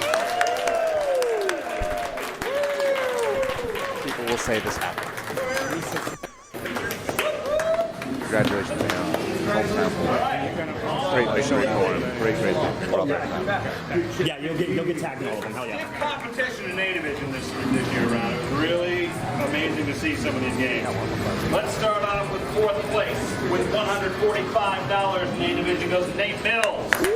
Another Arcadia boy Cucumber boy. doing the damn thing.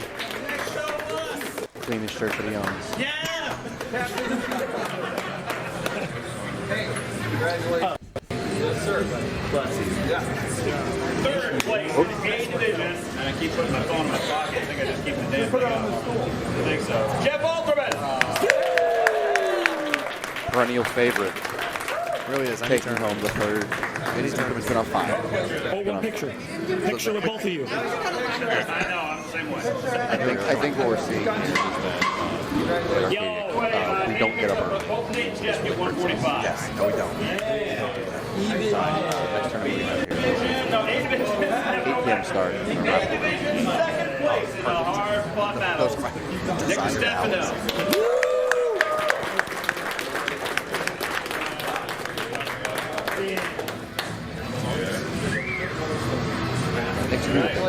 Nice job. Yep. Nick just started playing yesterday. And your 2023 Pin Mania A division champion. That's his first time champion. Black triumph. I know he's made a trek up. He He's he's played in You know a what? bunch of Pin Manias, but I don't know if he's ever gotten the big one. And he's now officially, you do get state residency with a win here. Yeah, so I think he's officially a I think his main idea is tucked behind the back. That's right. Secretary of State works with us here. absolutely. That's, Thank you, Shenabellos. JR, who's the creator of this tournament.